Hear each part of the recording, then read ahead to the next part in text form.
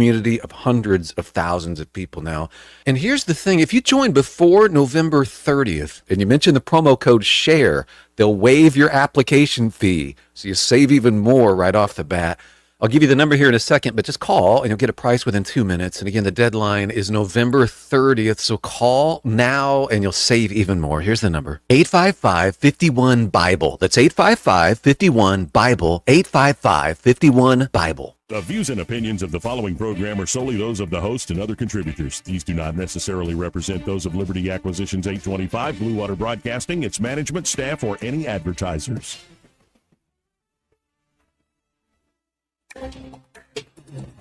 It's time for Montgomery's conversational radio show. It's news and views on News Talk 93.1 FM. To join the conversation, call 272-9228.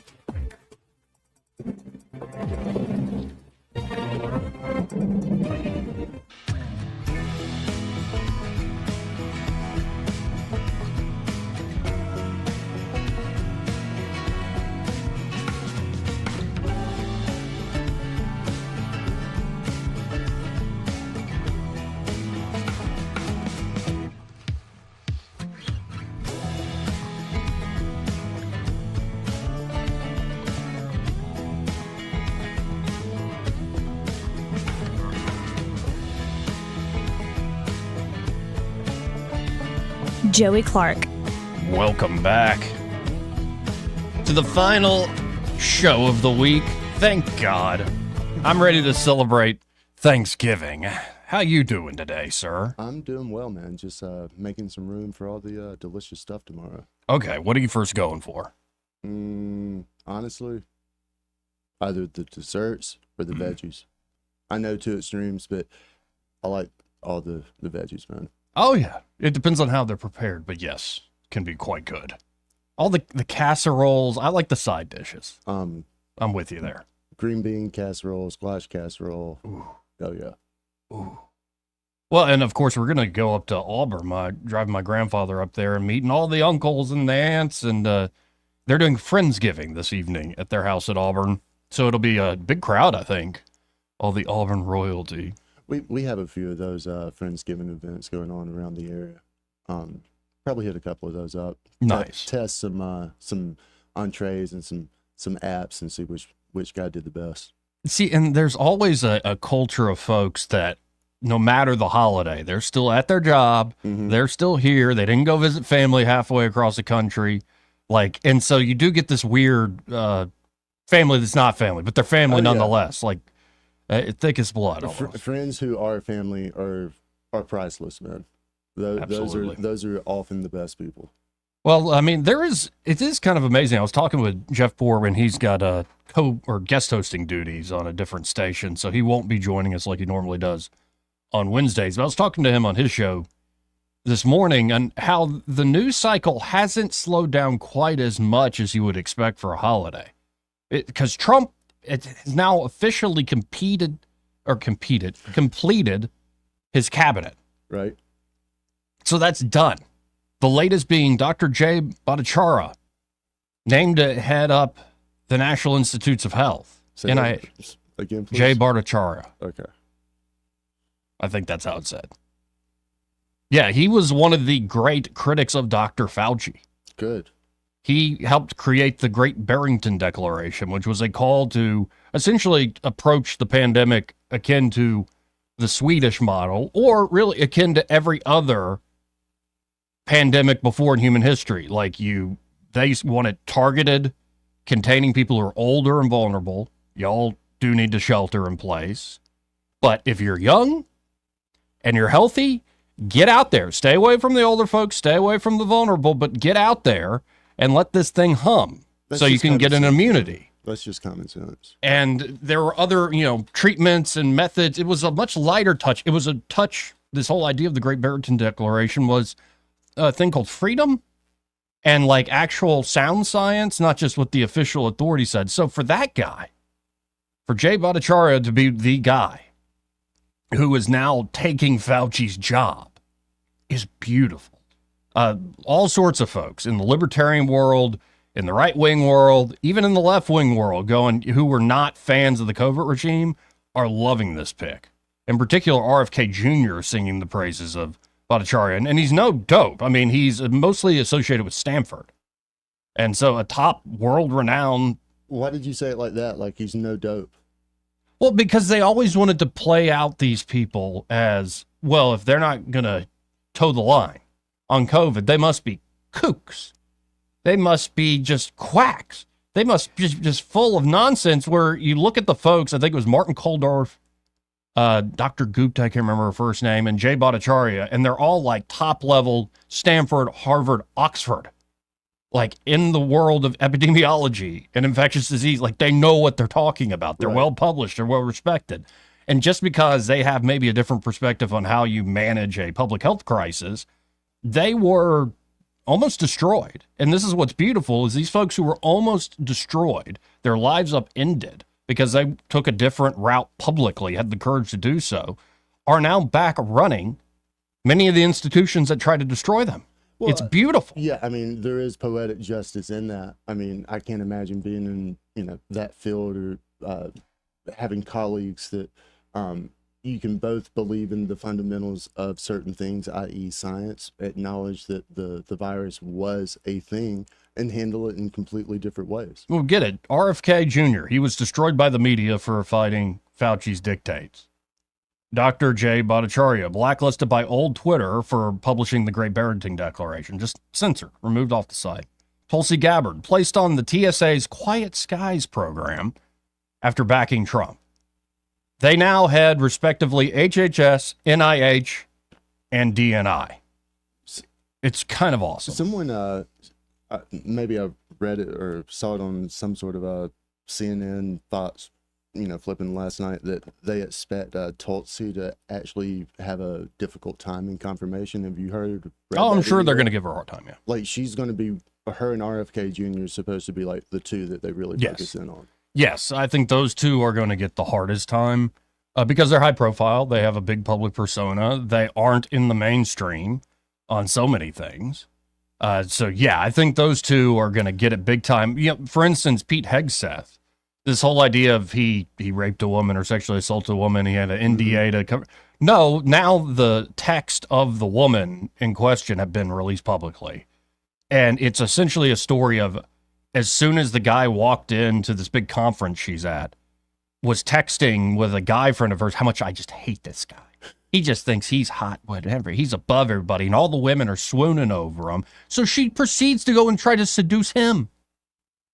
And does, and then tries to make it into something that it wasn't. Like the text show, she had the motivation to try to rope this guy into something. That sounds like a ex-girlfriend of mine. So that's fallen apart, essentially. I think Hegseth's going to be fine. I think Marco Rubio's going to be fine.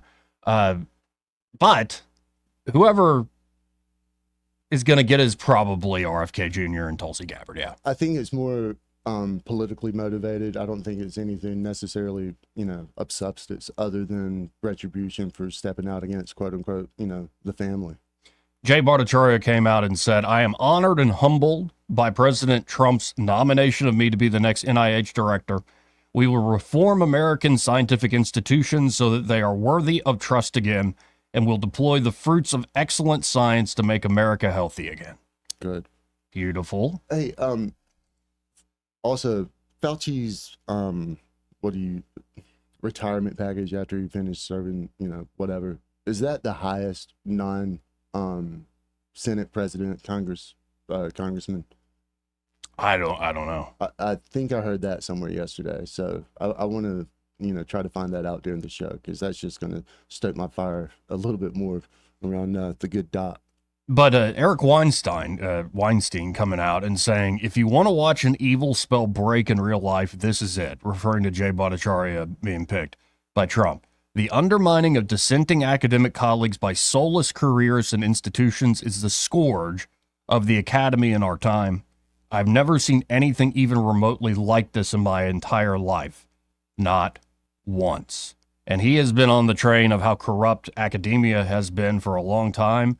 And so, yeah, there are big things happening. And that's what I was getting at with Jeff Poor. It's like there's all sorts of stuff still churning, where usually the news does, I was saying it earlier in the week, it does ease down. You start to realize, oh, people actually create this stuff and push it out. Mm-hmm. and they now have the day off. Even now, there's stuff continuing to churn and churn about Ukraine. Biden asking Congress to approve $24 billion more for Ukraine. What the hell? No. Go away. Just pardon the son and get it over with. Right. And go. There's still like 3 congressional races that are uncalled. Now, the Republicans will have the majority, but this will help decide how big or small that majority will be. And there's still 3 races they haven't even called yet. How? What states? I'm guessing I think a couple California. I think a couple of them are like, okay, this makes perfect sense. 2 in California, 1 in Iowa. Did not make sense. Yeah, what the heck is that? I don't know. They normally run a pretty tight ship over there. So, yeah, it's like you've got all these other nations that have counted millions of votes very quickly. Florida did it like very early in their state, counted millions of votes. It's the pilot count by hand program that they're testing out. This is how it would actually work in no fault. Seriously, like, I'm not letting that go. Every state should be up to snuff on what Florida's doing, including this state. Like, there is something, they're just doing it very right. It's done quickly, effectively, and when you go back 20 years or 25 years to the whole Bush v. Gore thing, they were the laughingstock of the nation, and they fixed it. Thank God. Hit a tangent here. Did you see the story about the county that said that they were going to release everyone's votes, like the actual who you voted for? No, I didn't see that. Yeah, I'll send that to you. That's not good. No, that's not good at all. Needs to be a secret ballot. I believe in the sanctity of the polling booth. Yeah. I mean, not much is sacred these days. So that has to be. Yeah, I think the secret ballot is a must. But, there's all sorts of other things coming out. For instance, I'm just going to keep hammering this. Brazil lawmaker proposes an $18 billion Bitcoin sovereign reserve for Brazil.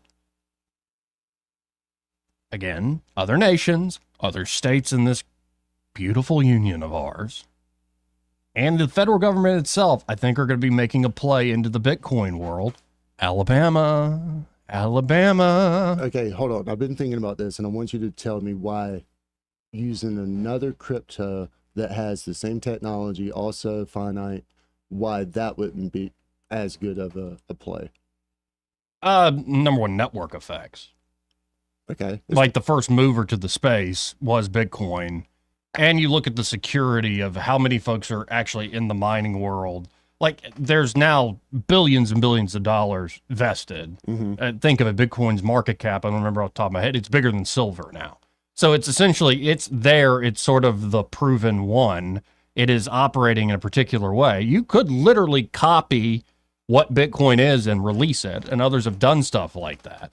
Like, you don't change a thing about it, but you have to actually have people adopting it and using it. The utility. Yeah.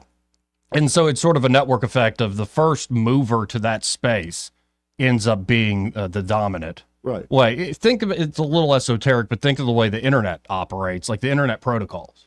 It could be structured a different way, but it was just the first movers to the space, and it makes a lot of sense. And it might change down the road. In fact, it could be you're 100, 200, 300 years in the future, and folks are like, well, we've come up with something better, and it makes better sense for this, that, and the other reason. That could happen.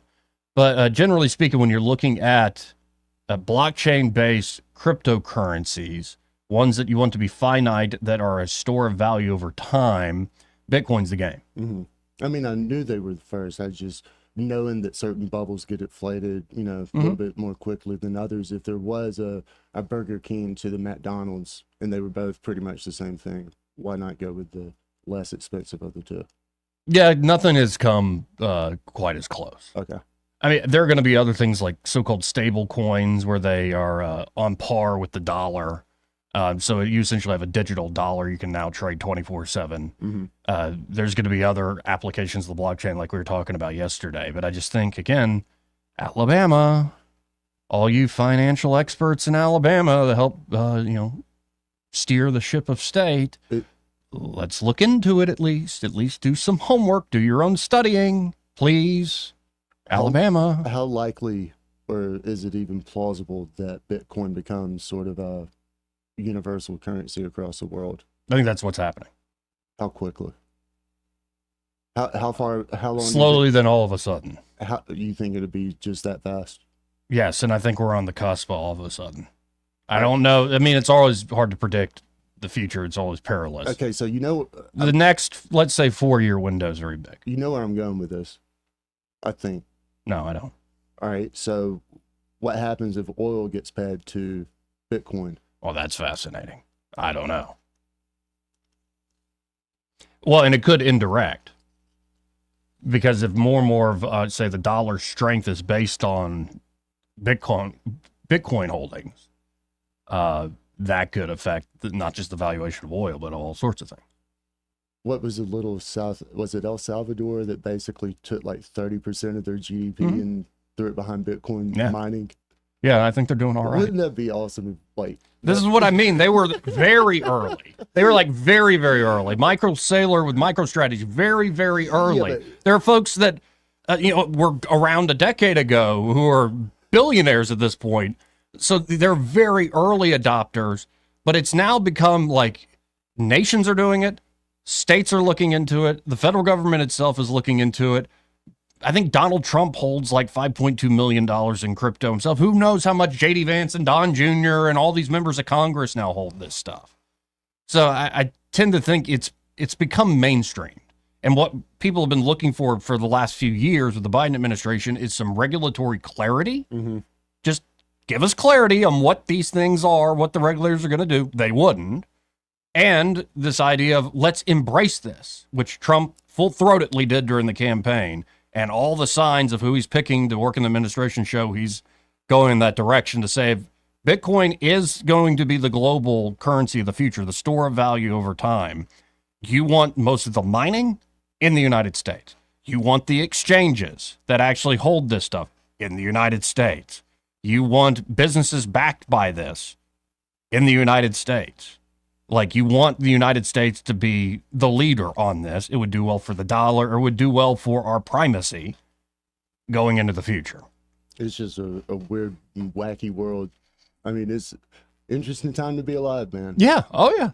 To your point, there's a lot of stuff going down. But, as much as things change, and a lot of things are changing. For instance, get a load of this stat. Elon Musk putting out a big congratulations to SpaceX. The Falcon 9 reaches milestone with 400th mission. You're like, you get to see family members, or you get to see friends during Thanksgiving or the Christmas holidays. You're like, what did you do this year? Well, I sat on my butt and hosted a radio show, and I think I got a lot of the large trends right, but that's because, I have a brain and I'm paying attention. It's not like it came out of a vacuum. I'm not that genius, but yeah, I mostly just BS with the best of them, get paid to do it. What'd you do this year? Oh, I closed a big deal for the company, and things like that. It's like, hey, Elon, what did you do this year? Oh, yeah, we fired off successfully 400 orbital flights. It's like, okay, that's on a different level. I watch Tim Tebow videos sometimes for motivation because he's just so fiery and passionate. On fire for God spiritually. I mean, he's just what you want your daughter to date, right. He's that kind of dude. And he does this thing like, anytime I get tired, I just, think about my opponent working and me sitting here thinking about my opponent working. That's all the motivation I need. Like, Elon doesn't even think that way. Like, Elon is just so focused on his mission. Yes. I guess I'm trying to say Tim Tebow probably watches Elon Musk videos for motivation. Right. Exactly. Right. And so that's amazing. It is an amazing time to be alive. Not just stuff Musk is doing. There's just so much technological change coming. We could continue to look at what artificial intelligence is going to do. Sam Altman of OpenAI is predicting you will get artificial general intelligence. You will get AI being conscious to whatever that means.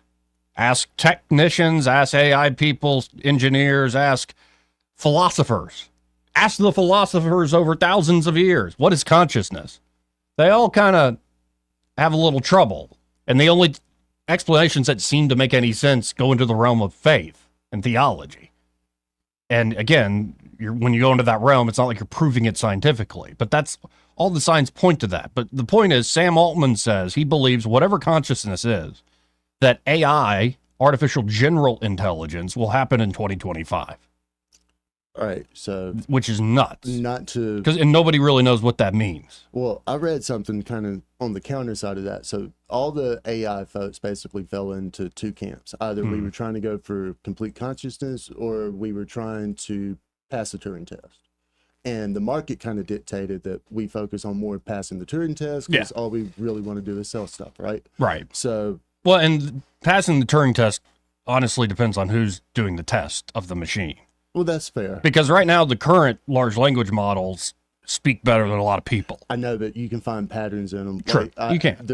I've had some fun. But I guess I think because of focusing on the commercial side instead of trying to focus primarily on the better use of the technology, which I believe trying to understand the consciousness to be that side.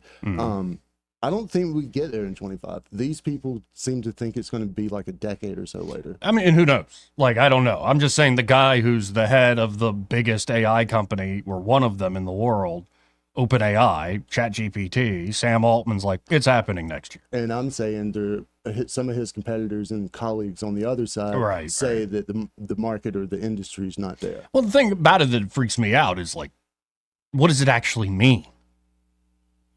So you essentially, through probabilistic patterns in language and having the machine learn those relationships between words and letters, and that's how it works. Pretty sophisticated. You can find videos online. And I mean, it really goes over my head, but the basic idea kind of makes sense, that every word we say tends to have a relationship to the words we heard before or said before. And so you can, just through sheer probabilities, figure out, okay, if these words were said before, what's probably going to be said next, and should be said next. And there's probably a range in which you can use, combinations of words. And it's across, it's multidimensional. So you're getting relationships in all sorts of different ways. It's fascinating. So that's one thing. But what does it mean for this stuff to actually become conscious? Like, seriously, I think we're on the realm of something that's more to the realm of theology. And actually, we got clips of it. Mark Andreessen did an incredible podcast with Joe Rogan. Came out last night. I watched a good bit of it with my grandfather last night. Mark Andreessen is essentially a venture capitalist, but one of the founders. Remember that browsing app Netscape? From back in the day, yeah. Yeah, he was the founder of Netscape. Or co-founder. So he's been very early in the space. He's backed a lot of big names very early when they needed investment funds. And he has a brilliant mind and eye for what he thinks is actually going to work. Go ask people who have a lot of money. Is it easy to know what to do with that money? It's something I realized a few years back. I got to know a few rich people. Like, and I don't mean like it's the millionaire next door. I mean people with tens of hundreds of millions of dollars, if not billions. Yeah. Andreessen, I think, is worth 1.7 billion at this point. But go ask rich people, how easy is it to know what to do with your money, to where you're not just throwing it away and not just wasting it, or you're getting caught up in the nonprofit thing, or you're getting caught up in the political thing, or you're doing that sort of vanity project where I'm going to build a library with my name on it, or a 10,000-year clock in the middle of the Texas desert, which kind of a cool idea. But if you're actually looking to invest and see real returns that beat, say, just throwing it into the index on the market, you have to have a pretty good eye and sense of where technology is going, and then be a good judge of character in the people. Because they can have a great idea, but are they actually going to be able to follow through and practically implement it? So Mark Andreessen really has his finger on the pulse of this tech revolution. And we've got a few clips we'll play, but ones that I don't have ready to go that come to this conversation, talking about how we're blurring up against almost a theological thing, is this idea. He said to Rogan yesterday that the medieval Europeans would probably understand this better than we do. This point. And yeah, I'm like, well, what does that mean? Medieval European Christians in particular, but you could stretch back into other cultures. But let's just stick with Christendom. They would have already understood principalities, that there are powers beyond human beings and the ability of human beings to run and control things there are beings beyond us that shape the world we live in.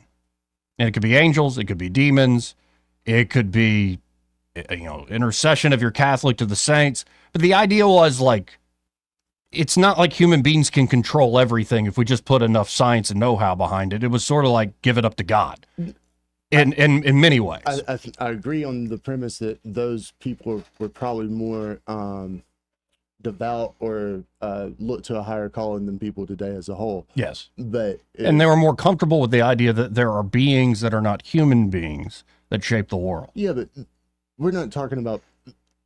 I would have a hard time looking at a box and chips and what a computer is or a supercomputer, and knowing that has consciousness and is making decisions on war games and stock trades and stuff like that. Like, that is bizarre to me.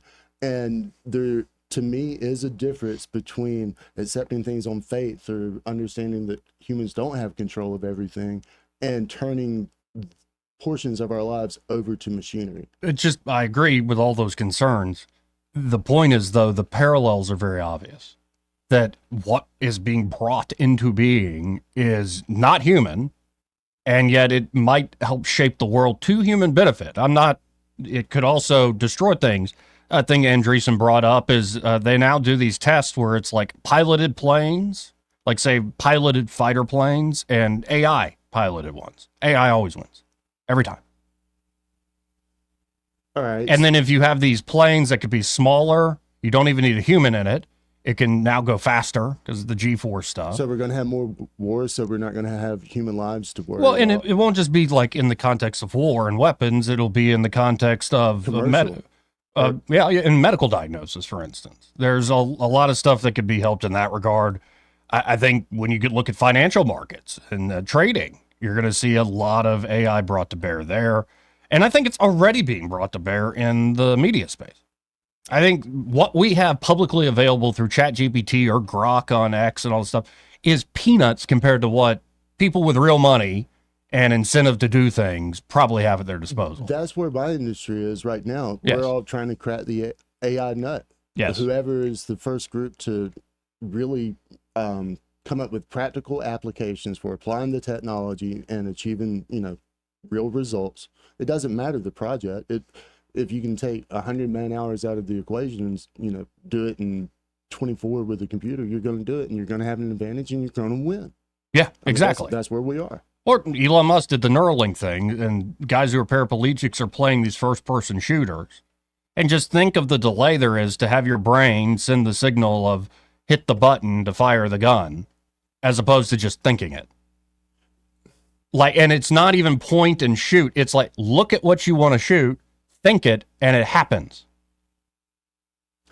I saw something earlier. So you're not going to beat that. I saw something earlier today that said the amount of time that it takes for like all these trades that go through on the exchange. There's a difference in how quickly the information is transmitted. Yes. And having less than that second or less than that 1/100th of a second is all that some of these programs need to swing markets, certain ways or capitalize before other, folks are able to. Man, this is scary from the standpoint of whoever really does have taken the human element out of things and just kind of throwing it up to the first group who gets their wins. Right. Kind of shows you where we are. I know. This is what I mean. This is why I keep pushing the Bitcoin thing. I think AI is another field where it's like, we better be first. Space race, we better be first. So, whoever controls low Earth orbit first is going to control the globe. We can't, well, I think it's actually high altitude now at this point. I think satellites are so good. So we don't have the nuclear clock. What are we going to call this? We're like at 11:59 with, I don't know. Spare. Well, that's where, again, it also could be very liberating. It could be some of these AI beings that are brought forth are actually very helpful. Well, yeah, until then you just learn to kind of go until it screws up, of course, like anything. Until we screw it up. Well, there's that too. But I think it's not going to happen like all at once. There'll be, tipping points clearly, but I don't think the adoption of AI in particular is going to be like this swoosh thing. It's already happening slowly. Like, for instance, this new phone has AI built in, and this is small, but I can already see when I get texts from people or say emails on Gmail or whatever, it summarizes in one block. You got, this email from so and so, and so you don't even have to look at it, and it does it in its own language. And it's stuff like that where I think it's going to be even little everyday tasks. We're starting to rely on independently intelligent stuff that informs us in our daily life. So it's going to be fascinating to watch. The whole point is the world is changing like crazy. I'm not only grateful to be alive in a time like this, but the thing I constantly have to remind myself is don't get too caught up in the time and the culture, the things that really do matter and that you should be grateful for, the people. Like, it's great seeing these world events. Maybe folks have heard me say this, but I'll repeat it. I'm sitting there watching the World Series with my 88-year-old grandfather. He's a lifelong Yankees fan. It's kind of a disappointing outcome.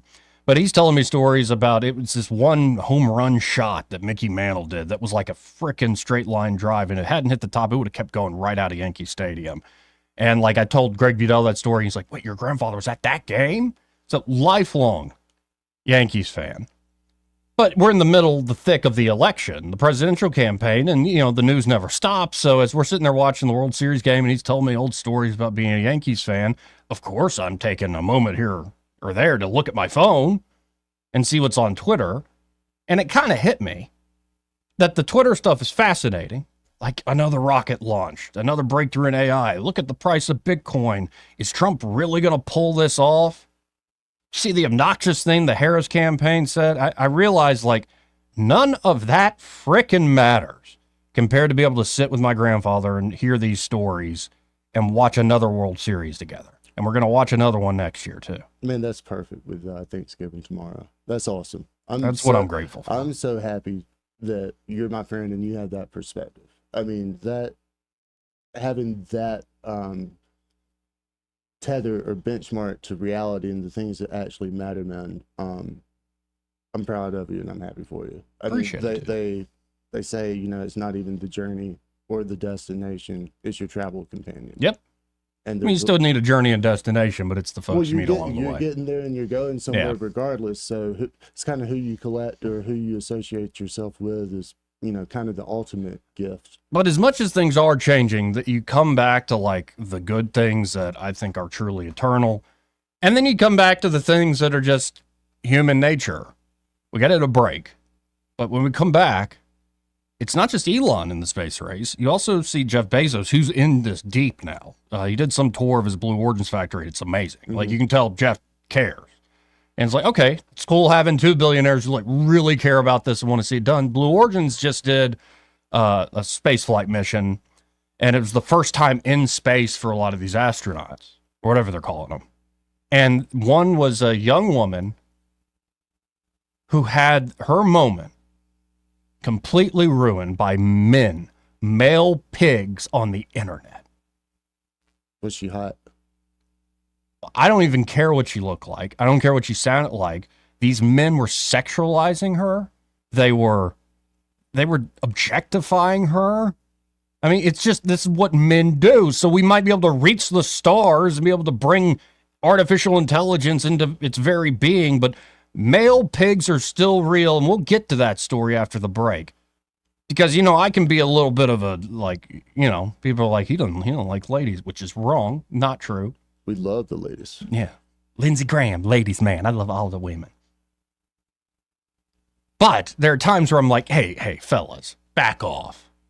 Like, let the women have this one. Get back. Let this woman enjoy her moment in low Earth orbit. Yeah. Without you bringing up sex stuff, you pigs. Anyway, we'll get to that story in a second. First, this part of the program brought to you by Clearwater's Property Management. And there at Clearwater's, Reed Waters and the team are ready to help you with tree removal, tree trimming, and stump grinding. All pretty self-explanatory, but, with tree removal, you don't have to wait for it to fall. Actually take down that big old tree that you suspect is on its last leg. Take it down on your own terms using Clearwater's Property Management. Maybe you have branches overhanging the house, hitting the siding of the house whenever it gets windy. Maybe you're driving through branches and brush every time you're going up and down the driveway. Stop. Yeah, you can get that fixed with Clearwater. And of course, stump grinding. It's not just an eyesore, but stumps tend to attract things like termites, cockroaches, all sorts of nasty pests that you don't want around you or your property. So call up Reed Waters and the team there at Clearwater's Property Management today at 430-0376. That's 430-0376. And be sure to tell them that Joey and Byron, those fellas on the radio, sent you. And if you want to get on the conversation, say what you're grateful for, thankful for, or just whatever's on your mind. 272-9228. Want to carry News Talk in your pocket?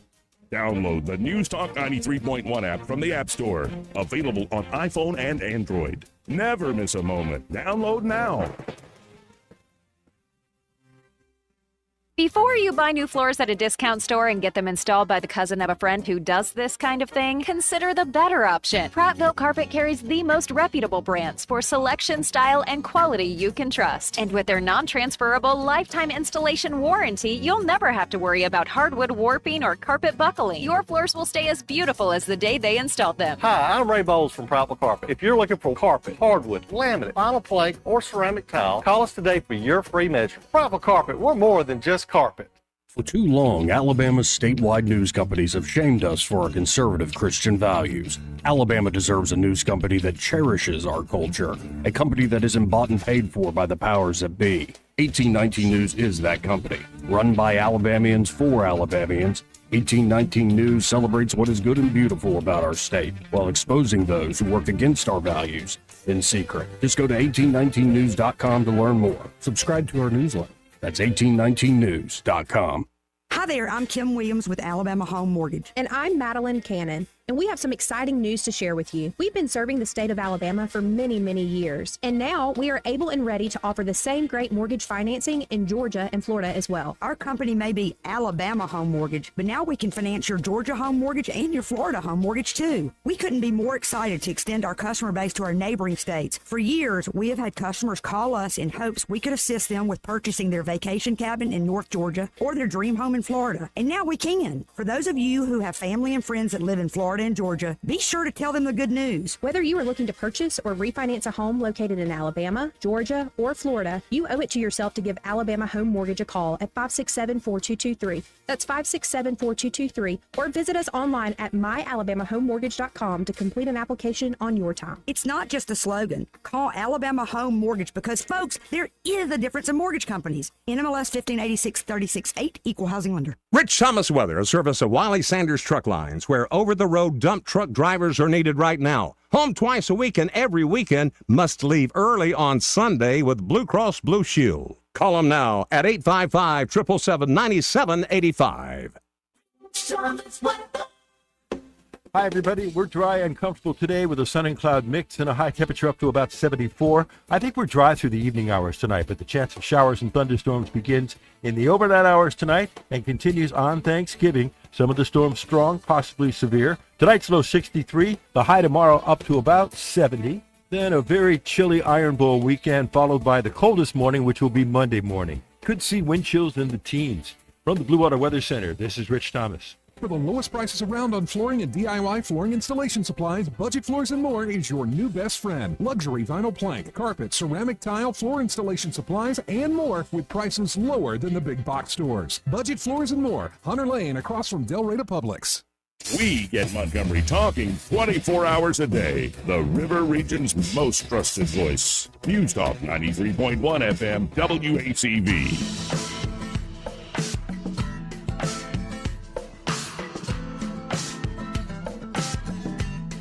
Joey Clark. Welcome back to News and Views in the afternoon. I'm your host, Joey Clark. So, where we left off, Byron Sheehy here in the studio with me. Where we left off is this story, like it's not just Elon, it's also other companies, private companies competing in the space race. And Blue Origin's is, it's looking all right.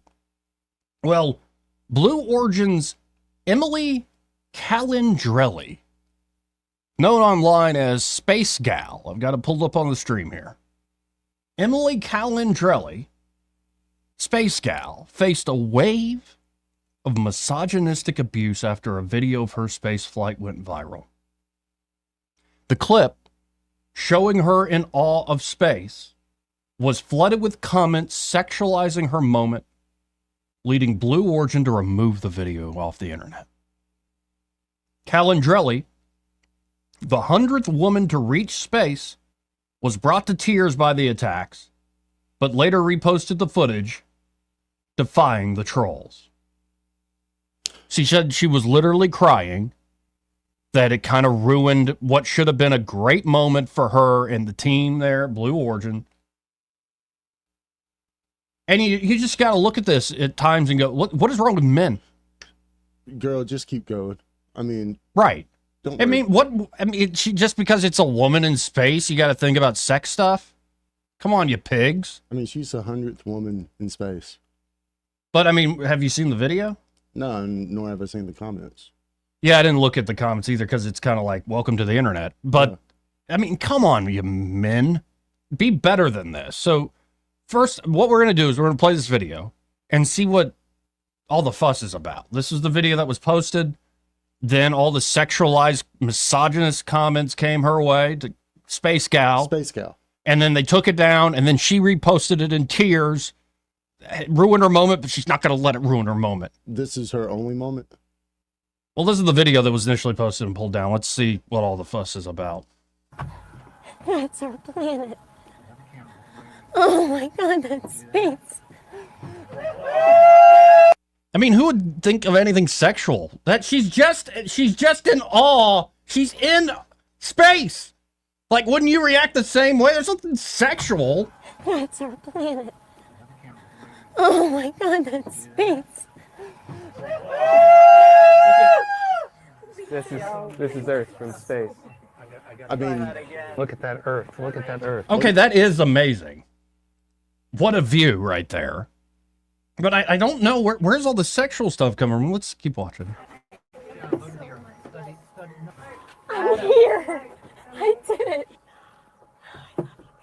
Guys, look. Hey, there you go. is this a joke, dude? We're in space right now. Oh my goodness. Oh my goodness.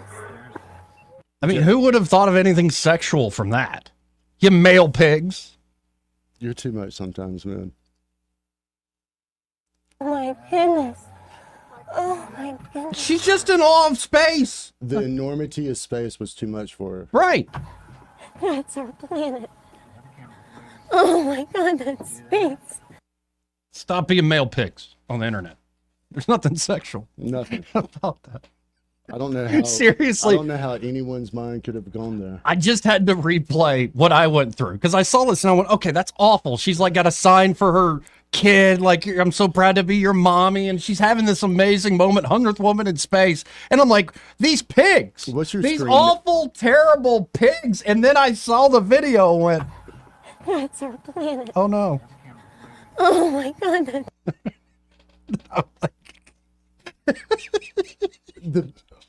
The part Maybe the after- trolls were right. the part after this, when the other people are kind of in focus and they're talking, you can hear it in the background. Yeah, here, I'll go with it.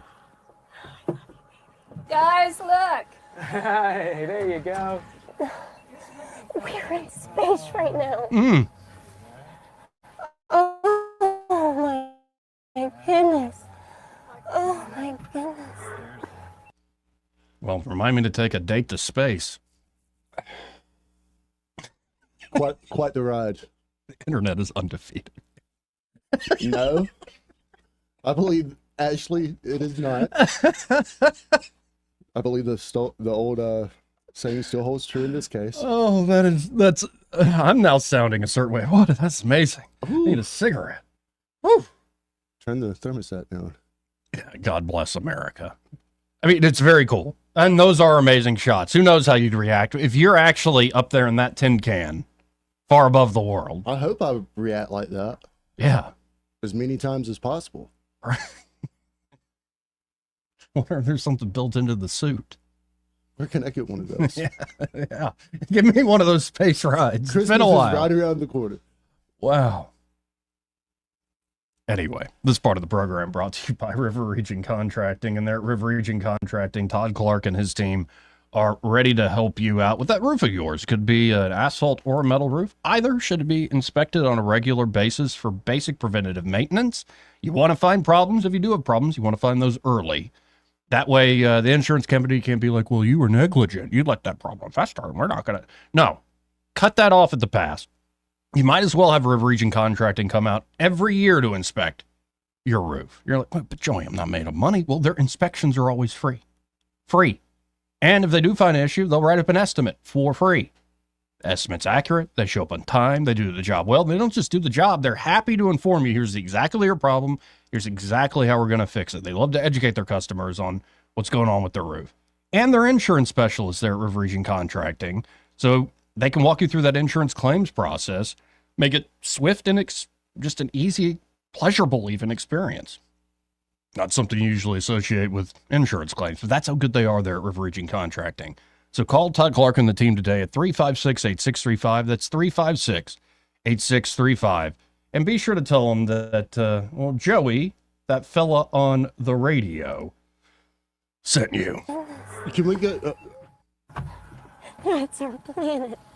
Was this live? Oh my God, that's space. No, they posted the video. You can't tell me. Blue Origin posted the video. You can't tell me that this isn't a PR stunt now, man. Oh, maybe it is. Oh my goodness. All these dorks working on this program knew exactly what they were It's releasing. just a wholesome moment of a woman being struck with wonder and awe at the glory of space. Being struck with something. We got to hit a quick break. We'll be right back. He may not know whether he's coming or going, but whether you're going to work or coming home, Greg Budell is there. Mornings, 6 till 9, and afternoons, 3 till 6. Only on News Talk 93.1 FM, WACV. Hey guys, this is Terrence Phillips here to tell you about my new business, Topspin Racket Sports, located in Zelda Place. You will find the largest selection in the Tri-County area of tennis rackets, pickleball paddles, strings, and a great demo program. Come see us at Topspin in Zelda Place. Hey, this is Ray Bowles with Prattville Carpet. And since we've been advertising on Blue Water, our sales have increased dramatically. Blue Water has a large listening audience that is very faithful to their advertisers, and we greatly appreciate that. If you're thinking about advertising for your business, I would highly recommend Blue Water. Radio works. It's as simple as that. Call us to find out how radio can work for your business. Blue Water Broadcasting. Local folks helping local business. If it concerns your community, you'll hear about it on News Talk 93.1. News Talk 93.1 FM, WACV.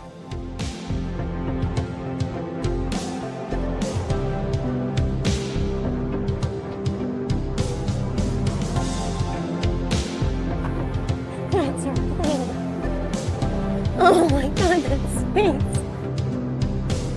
Joey Clark. Welcome back to News and Views in the afternoon. I'm your host, Joey Clark.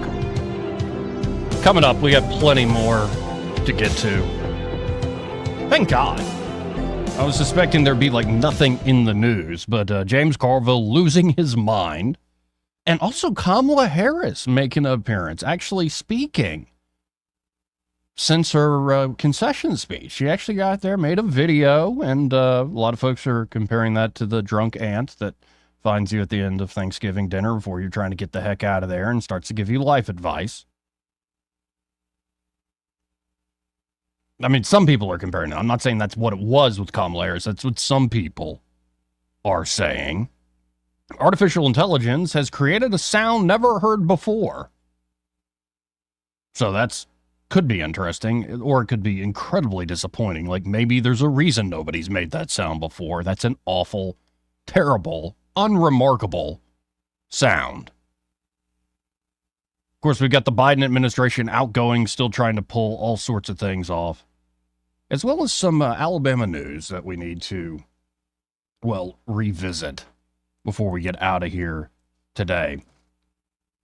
This part of the program brought to you by Smokehouse Pit Barbecue. And just a reminder, not only is Smokehouse Pit Barbecue a great place to go eat that great barbecue lunch or dinner, and they're also a true breakfast destination.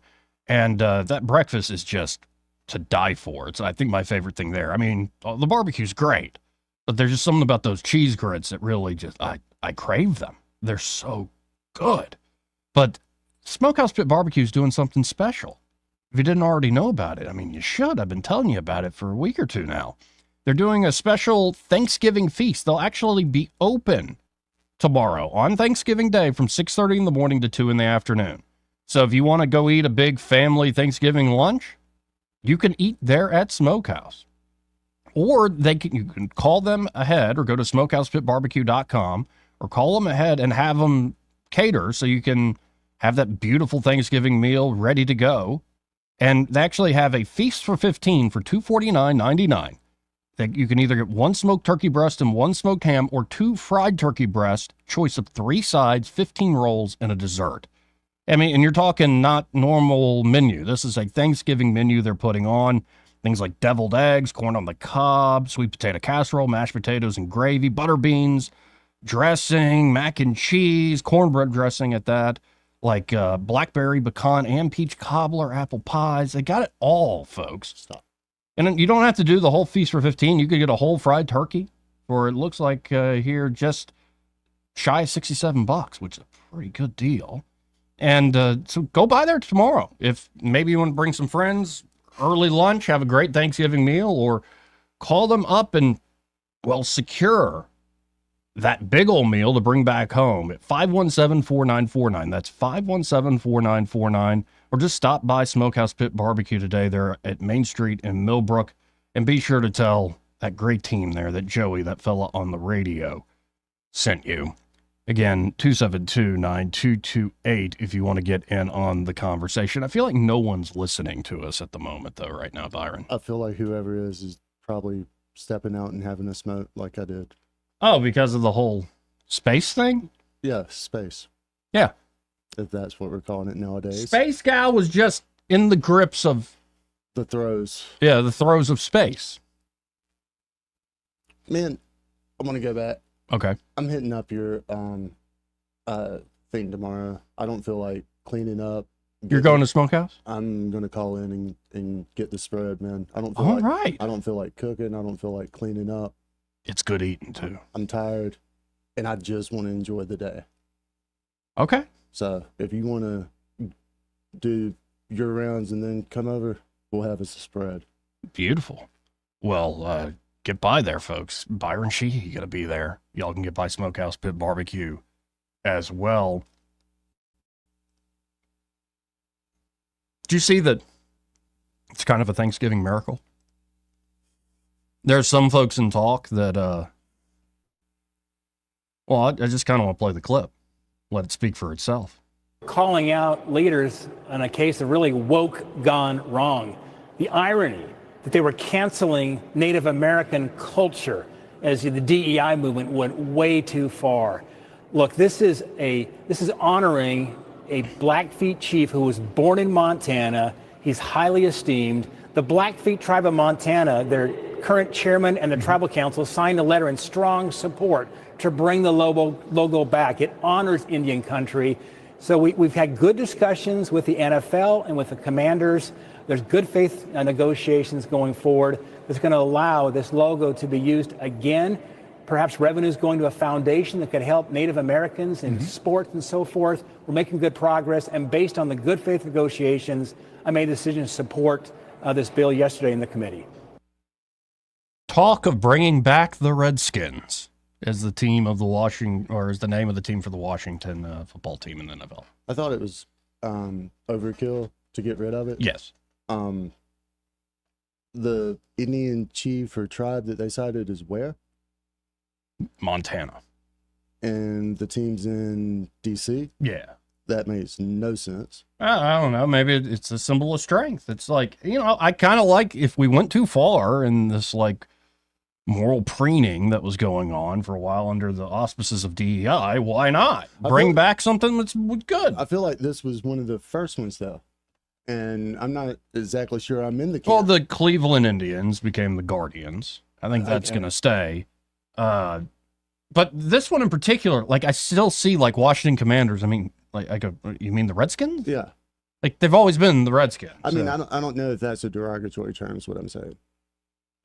Sounds like at least one of the tribes is like, hey, we want it back. Yeah, I mean, and I'm sure I can find a tribe that's up for sale in, a couple of different states. But the Braves are still here, the Chiefs are here, and those are definitely not derogatory terms. I don't know. And to me, if I remember the timeline correctly, I think they've been trying to do this, and to the Redskins for 10 or 15 years. And they finally had the strength to do it. And then, maybe it'll come back. And Thanksgiving mirror. The only reason it didn't happen earlier is because the previous owner was a notorious a-hole.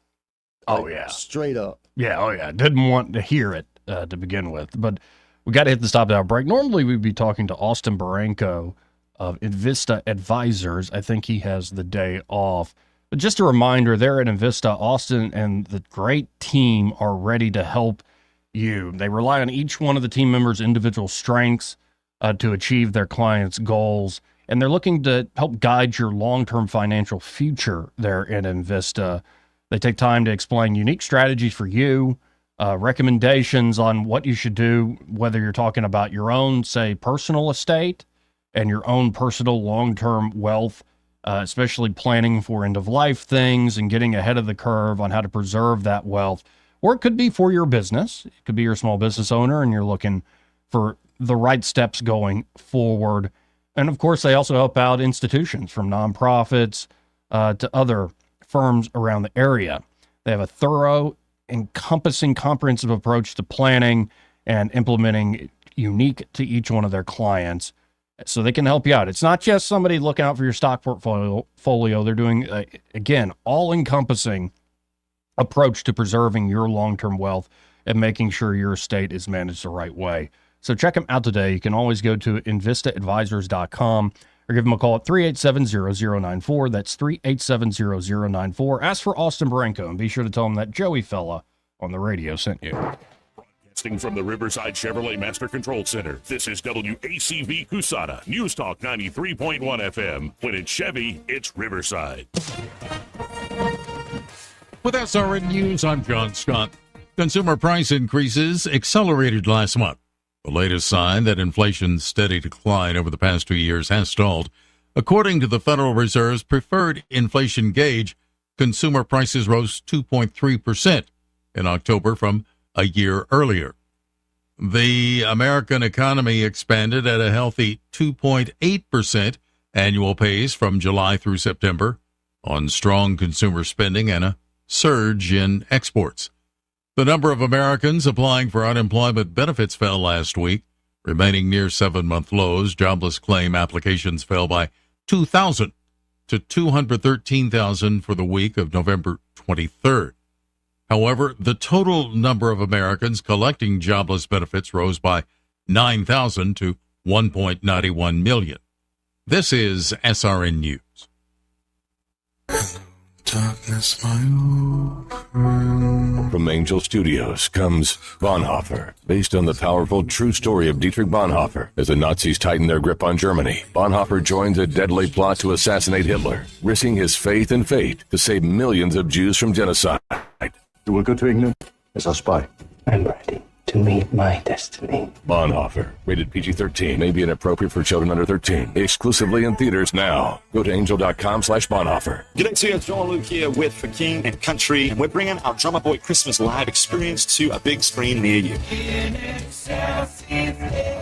It's a cinematic concert film that will usher in the birth of Jesus like never before. For King and Country, a Drummer Boy Christmas Live, in theaters December 5th through 9th. So light up that Christmas tree and let us celebrate the greatest news this world has ever known. For King and Country, a Drummer Boy Christmas. Tickets, showtimes, and locations available now at forkingandcountry.com. Rich Thomas Weather, a service of H&H Carpets, in stock specials on waterproof luxury vinyl plank and engineered hardwood flooring at blowout sale prices. H&H Carpet, across from Walmart on the Atlanta Highway. Hi, everybody. We're dry and comfortable today with a sun and cloud mix and a high temperature up to about 74. I think we're dry through the evening hours tonight, but the chance of showers and thunderstorms begins in the overnight hours tonight and continues on Thanksgiving. Some of the storms strong, possibly severe. Tonight's low 63, the high tomorrow up to about 70. Then a very chilly Iron Bowl weekend followed by the coldest morning, which will be Monday morning. could see wind chills in the teens. From the Blue Water Weather Center, this is Rich Thomas. We're redesigning financial freedom at CB&S Bank. Make purchases at participating stores and restaurants using your CB&S Bank debit card through your mobile devices with Mobile Wallet. Charges and fees may apply for your cellular service provider. Contact your service provider for more information. Member FDIC. From the Blue Water Broadcasting News Center, these are today's top stories. The 100th annual Turkey Day Classic football game kicks off tomorrow as the Alabama State Hornets take on the Tuskegee Golden Tigers at ASU Stadium in Montgomery. Kickoff is set for 1 p.m. The day's festivities begin with the Turkey Day Classic Parade starting on Dexter Avenue in downtown Montgomery at 8 a.m. A new data center is coming to Montgomery. The Atlanta-based digital infrastructure company DC Blocks will be building the large-scale $30 million facility. The data center will be located at the Interstate Industrial Park, right off the Hope Hole exit on Interstate 65. Construction is expected to begin early next summer. Alabama Secretary of State Wes Allen officially certified the results of the 2024 general election on Tuesday. Wes Allen commended the probate judges, circuit clerks, boards of registrars, and all their poll workers for administrating a fair, secure, transparent election. Turnout, however, for the 2024 general election was the lowest in 36 years. From the Blue Water Broadcasting News Center, I'm Sky Mosley. This hour of news and views is brought to you by our good friends at Alabama Home Mortgage. Alabama Home Mortgage, 567-4223. Visit them on the web at myalabamahomemortgage.com. NMLS number 1586368, an equal housing lender. What would you do if your favorite local independent pharmacy had to close? This is not a question we can afford to ignore. And at Adams Drugs, we are fighting alongside other independent pharmacies to keep our doors open. We need your help now. Contact your local and state representatives and demand they support our fight to stay open. You can find their contact information on our website, adamsdrugs.net. Thank you for your support. We look forward to serving you and your family for many years to come. Are you tired of the mainstream media's biased reporting? Do you want to stay informed on the news that really matters to you? Look no further than 1819 News. At 1819 News, we bring you the latest in Alabama news, politics, sports, culture, and more. We've assembled a team of journalists with Alabama values dedicated to the truth and the truth alone. Visit us at 1819news.com today. That's 1819news.com. Subscribe to our newsletter. Honest News, Alabama Values. The views and opinions of the following program are solely those of the host and other contributors. These do not necessarily represent those of Liberty Acquisitions 825, Blue Water Broadcasting, its management, staff, or any advertisers.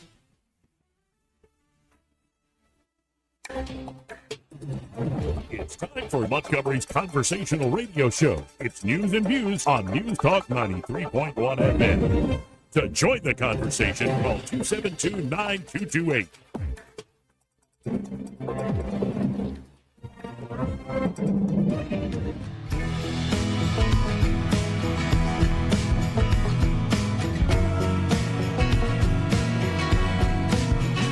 Joey Clark. Welcome back. Joey, I'm going to ask you one more time. Yeah? Do you feel like a journalist? Am I a journalist? Do you feel like one? No, I don't. I never do. I mean, sometimes I'll break a thing. But just to give, this woman her due, Emily Calandrelli, the space gal, she was the 100th woman in space. And in this clip, she says, seeing our planet for the first time, a dream decades in the making. You're seeing so many emotions intertwined, excitement, awe, pride, but to be honest, a little fear and confusion too. I know it was like that for me my first time. You just launched on a rocket and you're seeing something you've never seen before, all while weightless and upside down. It's scary, exhilarating, confusing, and completely and utterly joyful. So incredibly joyful. I'm immensely grateful to be the 100th woman in history to see this view. And now the real work begins, because now I get to share this with others. To everyone who works at Blue Origin, thank you for giving me the world. Well, that's a sweet message. If I could take that entire message, clip it, except for that last sentence, and put it on a t-shirt, I'd wear it proudly. No, I'd imagine. Now, let's just be blunt here. I think going to space might be better than sex. For the first time, at least. Why do you have to draw a line between the two? That's a good point. A lot of comments rolling in on our behalf. We've got executive spam saying what happens on the space station stays on the station. Think that's gone down up there? You know what I'm talking about? I think so. Yeah. Tanya saying, so cool, you're on my 65-inch color TV. I didn't know I could do this, LOL. Well, thank you for watching us, Tanya. Yep, you can always cast, folks. If you go to us on YouTube or X, you can always cast the show to your TV. Just Joey Clark Live on YouTube or at the Joey Clark on the X platform. Joey, let me read something to you, and you tell me how you take this comment. So, someone votes and proclaims canceling out someone's dad or husband's vote today, but not mine. Wait. Read that again. Canceling out someone's dad or husband's vote today, but not mine. Huh. What does that even mean? I think she's proudly saying that she's a feminist and she's canceling out a man's vote. Good work. Y'all really pulled it off. Now, seriously, we could go to the other side of the internet, and things are just sad. Oh, this is Space Gal stuff. That's Space Gal saying that? Yeah. Oh, no. Just stick to Space Gal. I'm kind of fixated right now. Yeah, I can tell. I mean, it was an exhilarating thing to behold, all the space stuff. I did it. Guys, look. Hey, there you go. We're in space right now. Oh my goodness. Oh my goodness. Oh my goodness. Oh my goodness, indeed. Going from that to back down to earth real quick. This is the equivalent of a cold shower here, Byron. This is to help you out. Kamala Harris. Yes, indeed. That is a cold shower. Kamala Harris decided to come out and speak for the first time since losing, and the concession speech and all that. Like, she made a video, and a lot of folks are like, okay, she must be drunk or high or something like that. Wine Mom, what do you got to say? I just have to remind you, Uh-huh. don't you ever let anybody take your power from you. Yes, ma'am. You have the same power Yeah. that you did before November 5th. I don't know about And you that. have the same purpose that you did. And you have the same Yeah. ability Yeah. to engage and inspire. Uh-huh. So don't ever let anybody or any circumstance take your power from you. Other than you don't have power. You're not going to be vice president anymore. Well, she definitely doesn't have self-control because this is what $4 Long Island iced teas look like. Yeah, I'm pulling it up on the stream, full screen. Yeah, she does not look good there. No, she is not sober, dude. She looks worn out. Not in a good way. No. Yeah, I can't see sober there. I mean, no, power to her. I'm not trying to take that power from her. She can have all that spirit she wants, but... Spirits. Yeah. That's just sad. There are a lot of folks on the left right now just sad. Like, I have one uncle who's very much... When my grandfather asked him, like, what do you think about people who voted for Trump? Like, sexist and racist. What if I told you that many people in this family voted for Trump? Well, I'll have to call you back. Got a bunch of sexist and racist relatives. Well, and my plan is not to rub it in. I'm not going to wear my dark gothic MAGA hat by any means tonight. Why would I do that? Because it matches the jacket. Yeah. Right. But there's all sorts of stuff coming out in post-mortem of the campaign. You know, here's a guy who was hailed as kind of a brilliant campaigner working with Obama, David Plouffe. Oh, yeah. That was Obama's former chief. Mm-hmm. And he is kind of admitting the internals never had her winning. When we got in, my recollection is some of that snapped back, but, we were behind. I mean, I think it surprised people because there was these public polls that came out in late September, early October, showing us with leads that we never saw. It was just basically a race that in the battlegrounds was 46-47, 47-48. So that's not where we started. We started behind. She was able to climb out. I think even after the debate, we might have gained what, 0.51. It wasn't a race that moved a lot. And so I think when you think about our own internal analytics, if Wisconsin at 47-47, or Pennsylvania 48-47 Trump, let's say, which I think is where we had it at the end, you've got to have undecided break your way more than your opponents, and you've got to get a little benefit from turnout, which we weren't able to do. See, he's still being very professional about it. When we got in... Yeah, okay, I already heard you. He's still being very professional about it. So all credit to that guy. But one guy having a tough time of keeping his cool. Jimmy indeed. James Carville. That's kind of his thing, though, man. Oh, yeah, I'm known for my rants. I'm right up there with Jim Cornette. Jim Cornette, right? He's cagey, man. You got to be a little fire. Got some Tabasco and chili peppers in there. Now, this is one I'm going to have to read myself because I can't play the clip. I didn't have time to edit it. But Democratic strategist James Carville slammed liberal staffers working on the Kamala Harris campaign, calling on them to be fired, while addressing reports that progressive workers threw a temper tantrum over the idea of Harris appearing on Joe Rogan.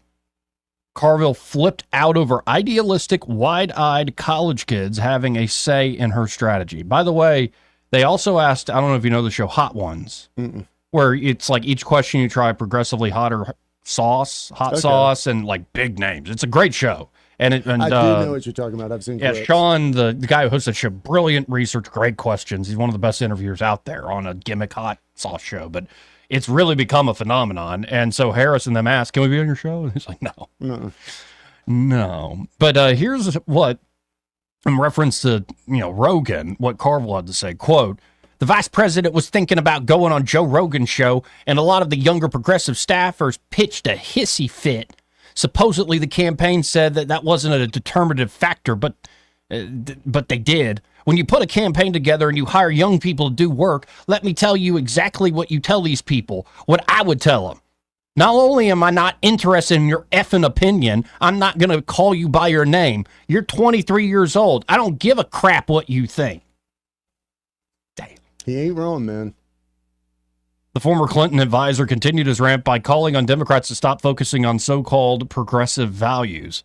If I were running a 2028 campaign and I had some little snot-nosed 23-year-old say to me, "I'm going to resign if you don't do this," not only would I fire that MFer on the spot, I would find out who hired them and fire that person on the spot. I'm not really interested in your uniformed, stupid, jackass opinion as to whether or not you go on Joe Rogan or not. I love that dude. I love him so much. Wow. A suspicion of mine is that there are too many preachy females. Don't drink beer. Don't watch football. Don't eat hamburgers. This is not good for you. This is what Carville said months before the election. The message is too feminine. Everything you're doing is destroying the planet. You got to eat your peas. He was right. He was 100% right. Is Jimmy close to finding Jesus on the road to Damascus? Is he getting tired of the progressive party? I don't think he's ever been a full-on progressive. No, but I'm getting to the point. I'm going to just stop calling Democrats and start calling them the progressive party, because they just keep taking it farther and farther to the left. We got some old school Democrats around here still. Not as many. And we call them Republicans. Right, right. I mean, Blue Smith might be the only old Democrat I know. He's about 178 years old. And I guess the only big positions for Democrats in the state is maybe you still get for some reason, even the Republican supermajority, you get a big say in the Senate. You can filibuster and take up a lot of people's time. That could be stopped. They let them do it. Who had the most time? Smitherman and Singleton? I think so. Spoke the most, like the lion's share, which is just nuts. Mm-hmm. And that's one thing. That's just Senate time.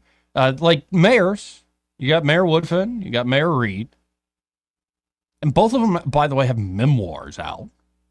It's like, what have y'all done?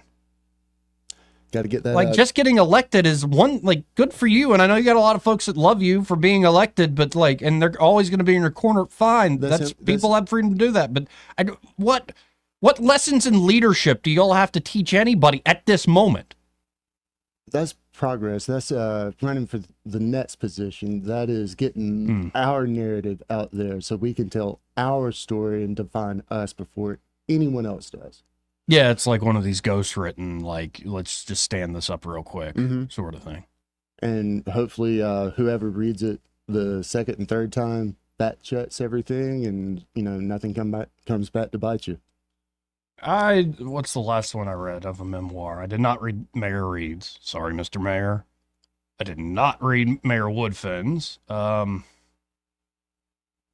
The one memoir that was good, that was political, that I remember reading back in college was, of all people, George Stephanopoulos.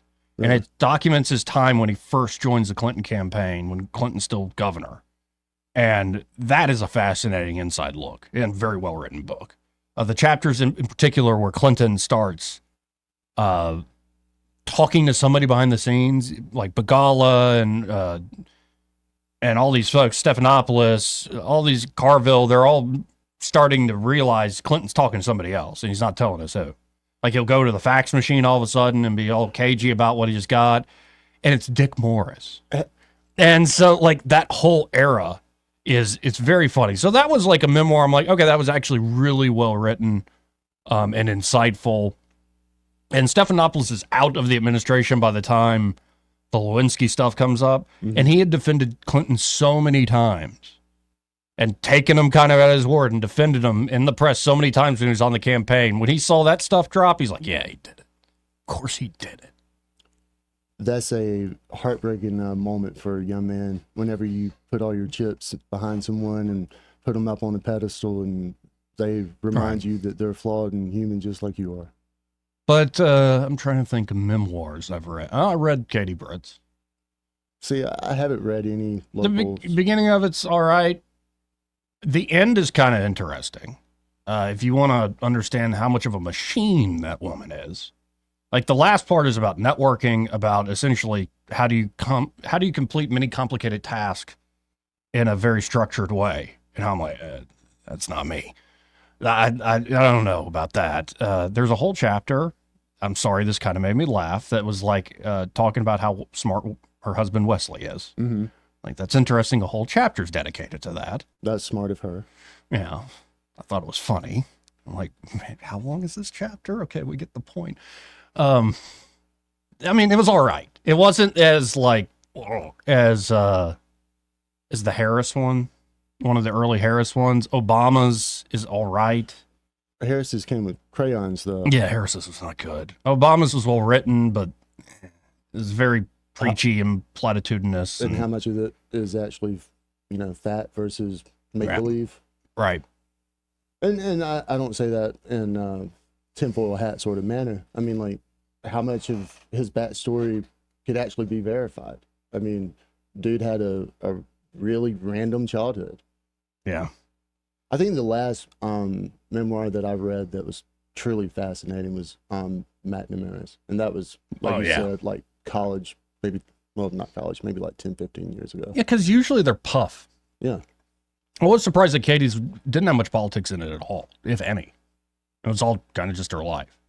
Whereas a lot of these are, let me shoehorn in an anecdote from my life to make a political point. And who cares? Here's the thing. Politicos, you don't have to do it anymore. That's playbook from yesterday. Just go do podcasts, get on the record. A great memoir, Hillbilly Elegy. Oh, that is. J.D. Vance did it the right way. Now, that guy is truly gifted as a writer, and he had quite a story to tell. I thought that's probably one of the most effective pieces of writing that then was translated into political capital. Very well done. You bring up something that's kind of surprising. One of the things that I associate Southern politicians having more so than other politicians around the country is the art of storytelling. Yes. Just culturally where we come from. Yes. We can spin a yarn. A lot of really bad memoirs from Southern politicians. It's kind of sad. I know. Well, but it's a different culture. It's like what we were talking about yesterday. It's just a different thing at this point. Sadly. 272-9228 if you want to get in on the conversation. When I see like, even Trump's got a new book out, I'm like, whatever. Sometimes it'll surprise you. Who's like if for instance, if Coach Tuberville did a true tell-all, Like, not one of these preachy, my politics, I learned this in football, so we need to do X, Y, Z in politics. No, like an actual, this is my life. I think he's lived an interesting one, and he would have a lot of stories to tell people probably don't know publicly. That could be a heck of a book. I don't know if he'd want to do that, but that could be a heck of a book. Well, we're fortunate that story is still being written. Yeah. I think there's still whispers he might come run for governor. I thought those had been put to bed. Me too, but I don't think it's fully put to bed. Because, I mean, he could decide. Yeah. He could jump in late compared to others, too. And he would be a true outsider. He could get out of Washington, D.C., have fun in the Senate for a little while, then hop out of Washington. Be pretty dominant, I think, in this state if he ran. Man, not saying that wouldn't be a fantastic play, but given the whole mess of problems we have here in Montgomery and across this state, I think the job, kind of being on Trump's team in the Senate is an easier gig. Oh, for the time being, yeah. Well, and it depends on how much Coach wants to knock heads together. But that's what I want. I don't care who it is. I want somebody that's ready to shake up Montgomery in the same way folks want to shake up D.C. Yeah, I mean, I think that the voters have shown time and time again over here recently over Senate, governor, here, other states, outsiders the way to go. Yeah, because it's not an issue thing for me. And that's like some of these ads, and maybe I'm alone in this, but you see these ads where I'm good on this, this, and this. And I'm like, I don't care. It's not about the issue. It's about the culture. And the problem with the culture, I've been yelling about this for the last few weeks, is the issue is never the issue with you guys. Right.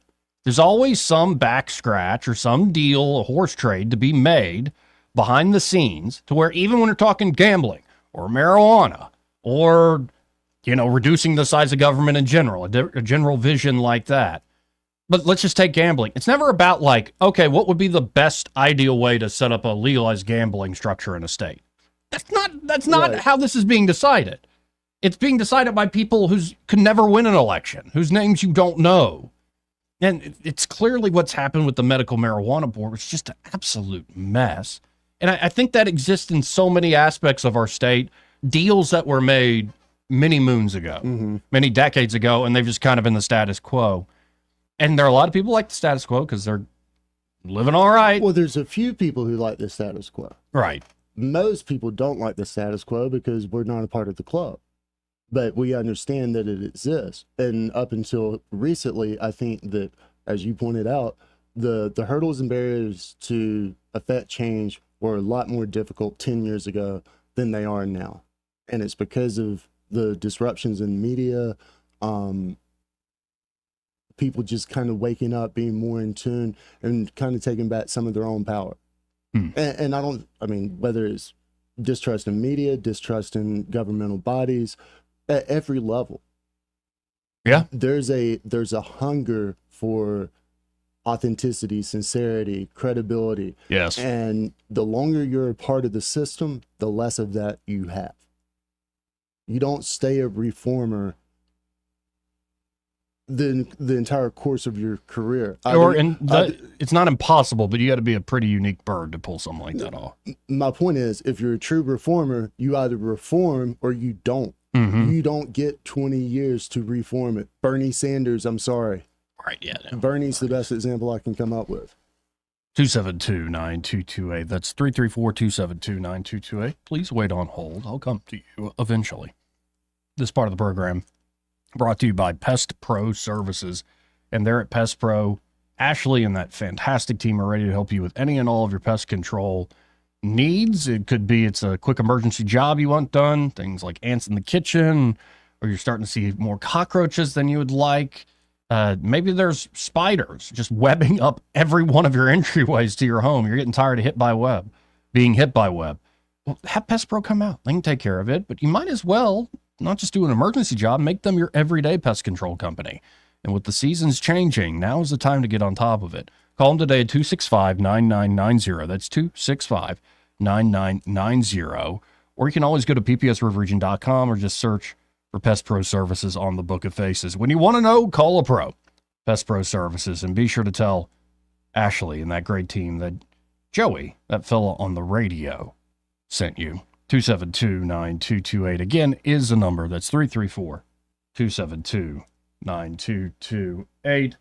We'll be right back after this. Want to carry News Talk in your pocket? Download the News Talk 93.1 app from the App Store. Available on iPhone and Android. Never miss a moment. Download now. Hi, this is Bo Goodson from the Goodson Group with your updated market report. So far this year through MLS, there have been over 4,000 closings in the river region. Sellers have been getting on the average of over 97% of the listed price. In this ever-changing real estate market, I've seen more price reductions on listings over the last 3 months than I've seen in years. It's time to act for a buyer. So we have a greater supply of homes for people to see before they buy. We have an average price of $261,000 in our area.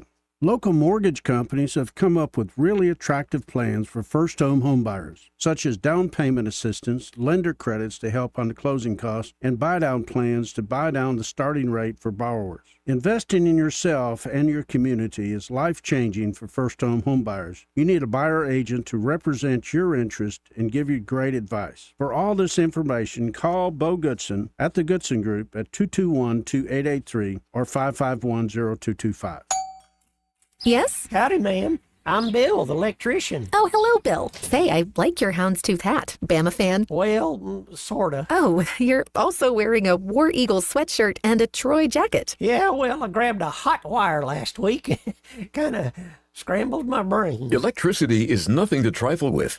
That's why you only want electricians who are safety conscious and code compliant, like the experts at Crosby Electric. Okay, ma'am, you take this 2x4, and if you notice I ain't saying much, give me a good knock on the head. What? All Crosby Electric team members are trained to make safety our #1 priority, to avoid dangerous situations. All ready to go, ma'am. Just have to connect this wire and... Oh. Bill, are you okay? Oh, yeah. Good as new. Yeah, sure. Who's your favorite team? Pistachio? Don't take chances with electricity. Call the experts at Crosby Electric or visit us at crosbyelectric.com. This hour of news and views is brought to you by our good friends at Alabama Home Mortgage. Alabama Home Mortgage, 567-4223. Visit them on the web at myalabamahomemortgage.com. NMLS number 1586368. An equal housing lender. Rich Thomas Weather is brought to you by Clark Heating, Air and Plumbing. Fall is officially here, and it's time to get your system ready for the winter. Call today about the advantages of the Clark Club membership to be sure you're covered. Call 277-2125 or go to clarkcomfort.com. Better call Clark. Alabama certification number 09098. Rich Thomas Weather. Hi, everybody. We're dry and comfortable today with a sun and cloud mix and a high temperature up to about 74. I think we're dry through the evening hours tonight, but the chance of showers and thunderstorms begins in the overnight hours tonight and continues on Thanksgiving. Some of the storms strong, possibly severe. Tonight's low 63, the high tomorrow up to about 70. Then a very chilly Iron Bowl weekend followed by the coldest morning, which will be Monday morning. Could see wind chills in the teens. From the Blue Water Weather Center, this is Rich Thomas. Web Bobo with Capital Tractor. Get 0% financing up to 48 months with approved credit. Now on select Kubota track loaders and excavators. Get a Kubota. Now through December 31st, 2024. See Capital Tractor Montgomery and Brundage or KubotaUSA.com for details. Now you can add the power of digital advertising to the #1 reach of radio. Let Blue Water's 20 years of local advertising and marketing success show you how. Grow your business with a complete suite of digital solutions, combined with the reach of the most listened to radio group in the river region. Call us or go to BlueWaterBroadcasting.com to find out how we can increase your return on investment. Blue Water Broadcasting, local folks helping local business. For more information, send an email to digital@bluewaterbroadcasting.com. This hour of news and views is brought to you by our good friends at Alabama Home Mortgage. Alabama Home Mortgage, 567-4223. Visit them on the web at myalabamahomemortgage.com. NMLS number 1586368. An equal housing lender. News and talk without the static. The River Region's most trusted voice. News Talk 93.1 FM WACV.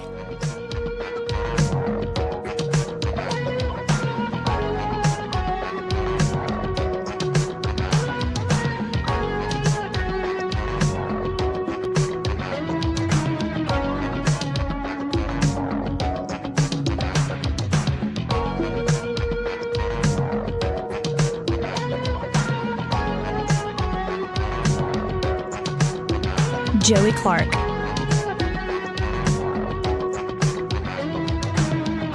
Welcome back to News and Views in the afternoon. 272-9228 if you want to get in on the conversation. That's 334-272-9228.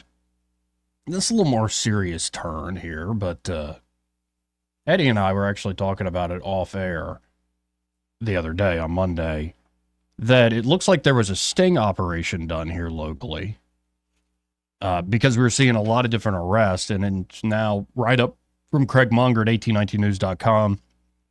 15 arrested in Autauga County child sex sting. A joint 2-day operation conducted by multiple law enforcement agencies in Autauga County led to the arrest of 15 men on multiple counts related to child trafficking and solicitation. The Autauga County Sheriff's Office conducted the sting with assistance from the Covenant Rescue Group, Prattville Police Department, Montgomery Police Department, U.S. Marshals, and the 19th Judicial Circuit. According to Josh Cochran with the Autauga County District Attorney's Office, 14 of the 15 individuals face charges of first-degree human trafficking, traveling to meet a minor for a sex act, and electronic solicitation of a child. Those 14 were denied bond under Alabama's Aniah's law, which allows for judges to deny bond in some instances.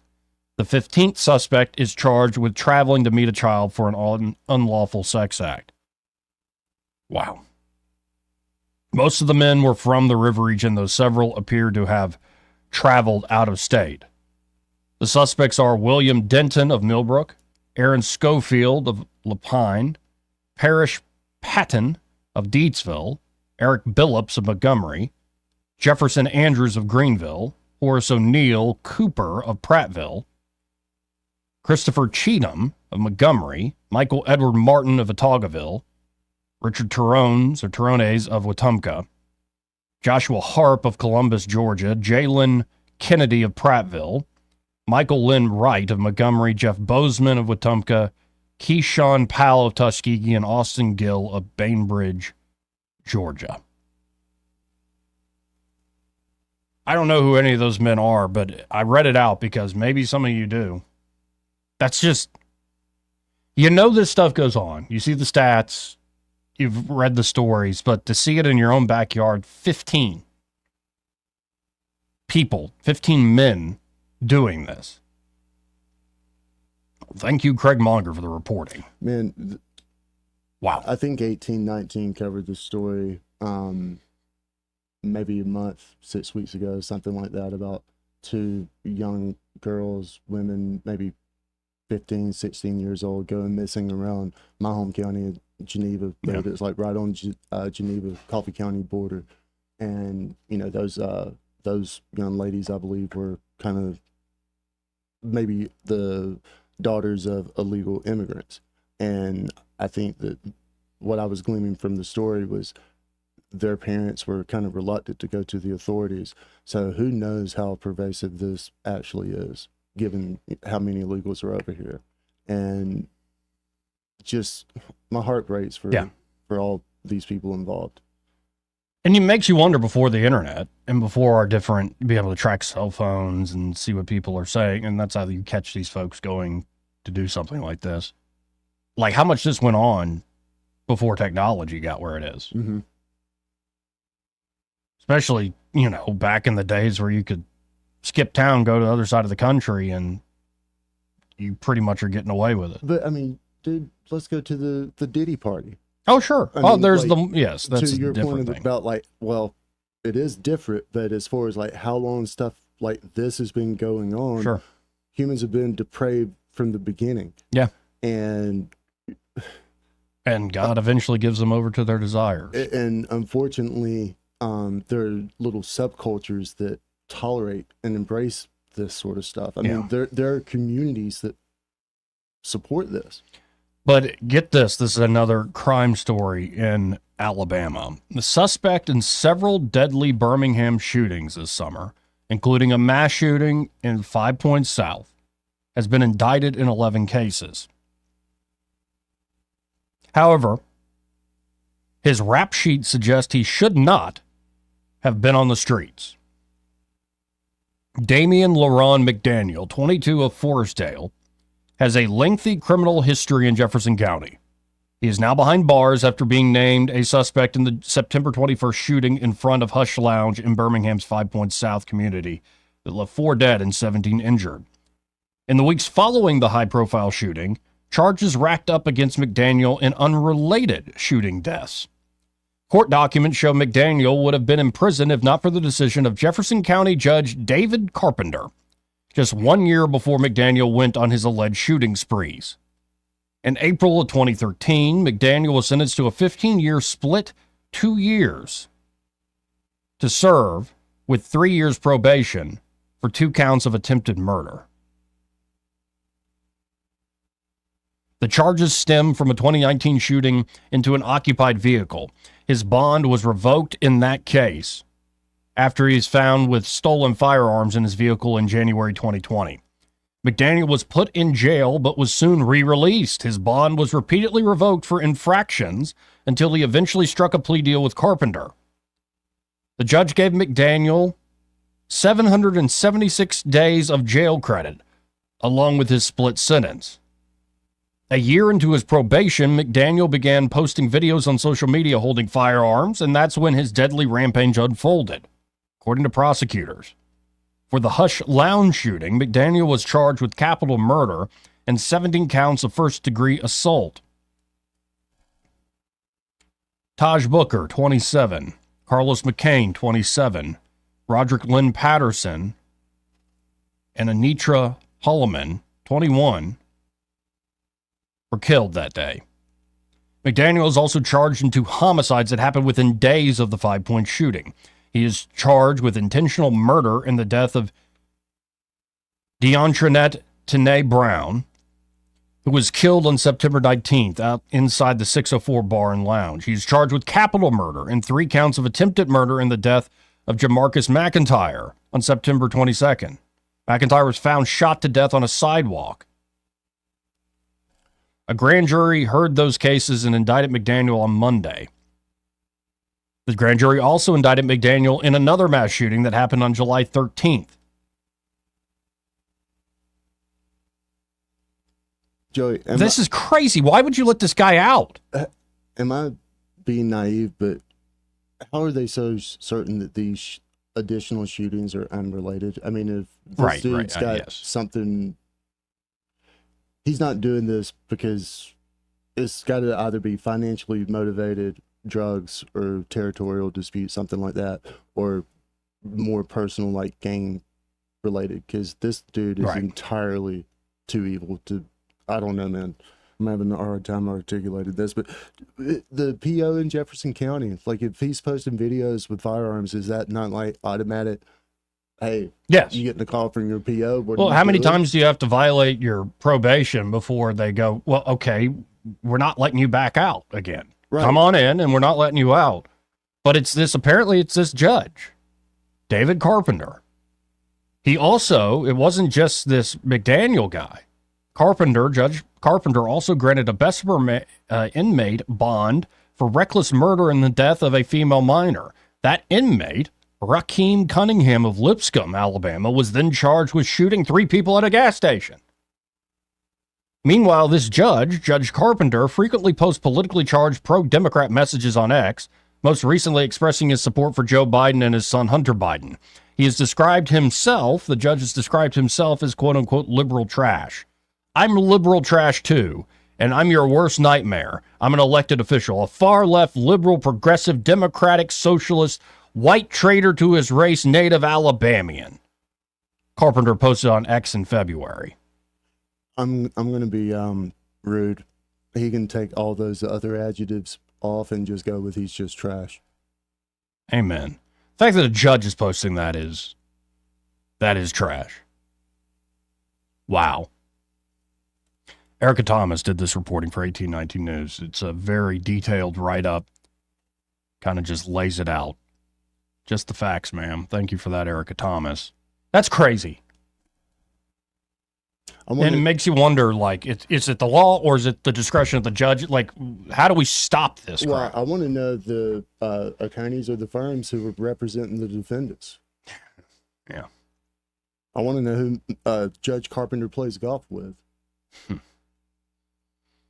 That's the top story right now at 1819news.com if you want to go read it yourself.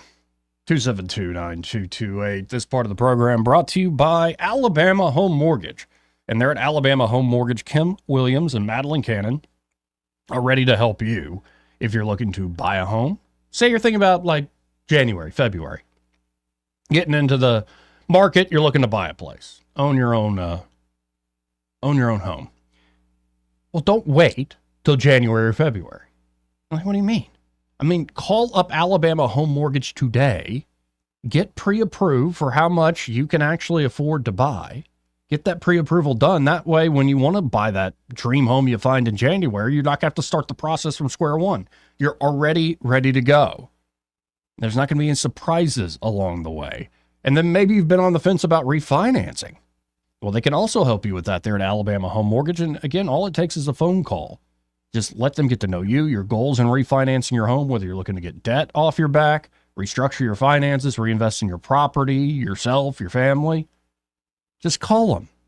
Get a plan ready to go and hit the ground running next year. 567-4223. That's 567-4223. Or you can always apply online at myalabamahomemortgage.com. There is a difference in mortgage companies like Kim and Madeline prove that to you today. And MLS number 1586368, an equal housing lender. A preemptive apology to Kim Williams of Alabama Home Mortgage. Kim, I'm sorry, because there's somebody, a man with your name from Australia named Kim Williams, and he went in on Joe Rogan. And it's like, you clearly have never watched any Joe Rogan. The guy is the head of Australian Broadcasting Corporation. The Australian Broadcasting Corporation. It's like the BBC, but for Australia. So it's like state media of a prison colony. Subsidized. No, he doesn't like Joe Rogan. What a surprise. But it's amazing. We'll put it in the category of another meltdown of somebody who thought, I'm in a prestigious spot and we control the narrative. We control the world. Like we're state-run media. And we'll get to that in a second. So it's Kim Williams of Australian Broadcasting Corporation is the guy who goes on the rant. Kim Williams, Alabama Home Mortgage. That woman is second to none. She's beautiful. And she's talented. You can trust her. She's awesome. She's going to help you out. You're going to love Kim and Madeline. How about this? Let's hit a break. Hopefully we'll have Michael Cohen of Cohen's Electronics and Appliances on the other side. He may not know whether he's coming or going, but whether you're going to work or coming home, Greg Budell is there. Mornings, 6 till 9, and afternoons, 3 till 6. Only on News Talk 93.1 FM, WACV. This is your roving reporter, and today I am talking with an elk. Hey man, Mr. Elk, I was just wondering, what do elk do to take care of their money? Well, like most smart folks, we call David Ernest. You mean Alabama's most favorite asset preservationist? That's him, man. We call him up at 334-279-7431 or 205-479-0839. I see. Yes, he is our preferred money man. The money man with the money plan. You've been paying attention. Well, could you give us those numbers one more time? 334-279-7431 or 205-479-0839. And I just want to try to give you a heads up, man. Oh, what's that? I'm not an elk. Not an elk, huh? Well, then, pray tell, what are you? Knights of Columbus. I am not even going to make a comment. Well, the baby liked it. Are you happy with your IT support company? Do they resolve your company's computer issues quickly, or do they leave you down and frustrated? You need your computers working and problems resolved quickly and permanently. GTI is different. GTI has a high standard of affordably supporting and protecting businesses like yours since 1999. Call them now at 819-4650, 819-4650, or visit gtinow.com. This hour of news and views is brought to you by our good friends at Alabama Home Mortgage. Alabama Home Mortgage, 567-4223. Visit them on the web at myalabamahomemortgage.com. NMLS number 1586368, an equal housing lender. The River Region's first and only news talk station on FM. Live, local talk. News Talk 93.1 FM WACV. Joey Clark. Welcome back. Let's go right to the phones and talk to Michael Cohen from Cohen's Electronics and Appliances. Hey, Michael, how you doing today? I'm great. How are you? I'm doing quite well. I only got like one more hour to go. Then I'm free for a long holiday weekend. But before I keep going on that, what's the score there today at Cohen? Today the score is like 28-7. Ooh. It's been a good day. It's been a good day. We had a big sofa and a big love seat that matched each other. They sold for about $3,700 a piece. And anyway, we had them on the floor long enough. And anyway, some guy came in and made the purchase. They got delivered this morning. He's happy with his new sofa and love seat. And then, of course, we've also sold him some TVs that we just installed yesterday. So it's all good. And Michael Jackson is running hard, trying to make sure everybody's taken care of, and they'll be up and running, not have any hiccups for this long weekend.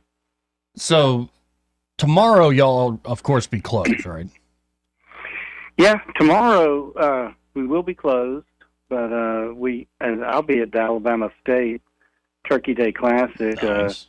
They've had a raffle, and we're giving away a 65-inch 4K smart television to one of their lucky fans. Very cool. So that should be exciting.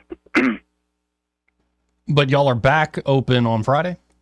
Friday will be open 9 to 2, and Saturday will be open 9 to 2. Okay, very cool. So folks, get there in the morning on Friday or Saturday if you want to stop by. Maybe you're in that mood to go get that brand new TV or a new appliance you've been eyeing, or it could be, we haven't talked about in a while, grilling. Get a brand new grill and be ready for the holiday season, just grilling out. Well, that's right. And of course, in my world, the weather is beautiful to be outside grilling. Oh, absolutely. And I applaud these people that can do it in August and everything. That's a little too warm for me, but the fall and the spring is my time that I like to be out there. So, folks, you can always, kind of peruse, shop online at thinkcohens.com, but you got to stop by, see Michael and the team in person at 2515 Eastern Boulevard here in Montgomery, and be sure to find Michael or one of those team members and be like, hey, I heard that Michael on the radio with the Joey fella. That Joey fella. Mm-hmm, We're going to have to do better.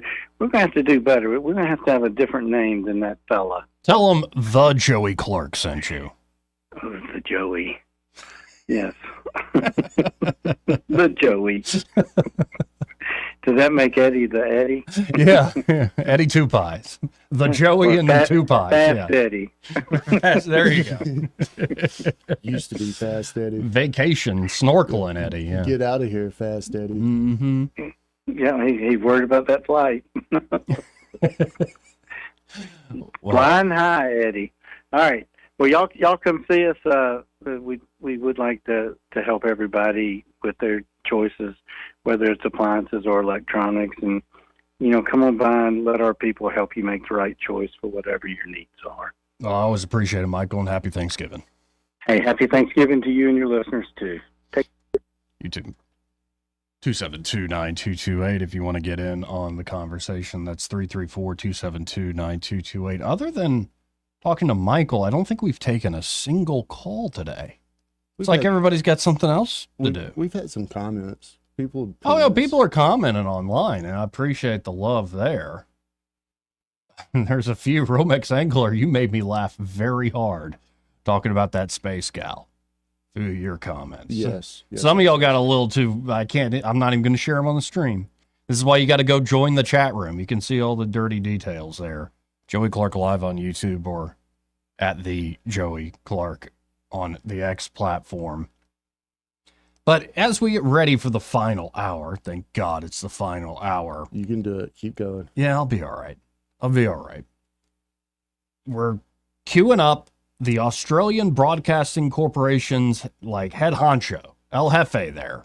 He goes on an unhinged tirade against Joe Rogan, saying people like Mr. Rogan prey on people's vulnerabilities. They prey on fear.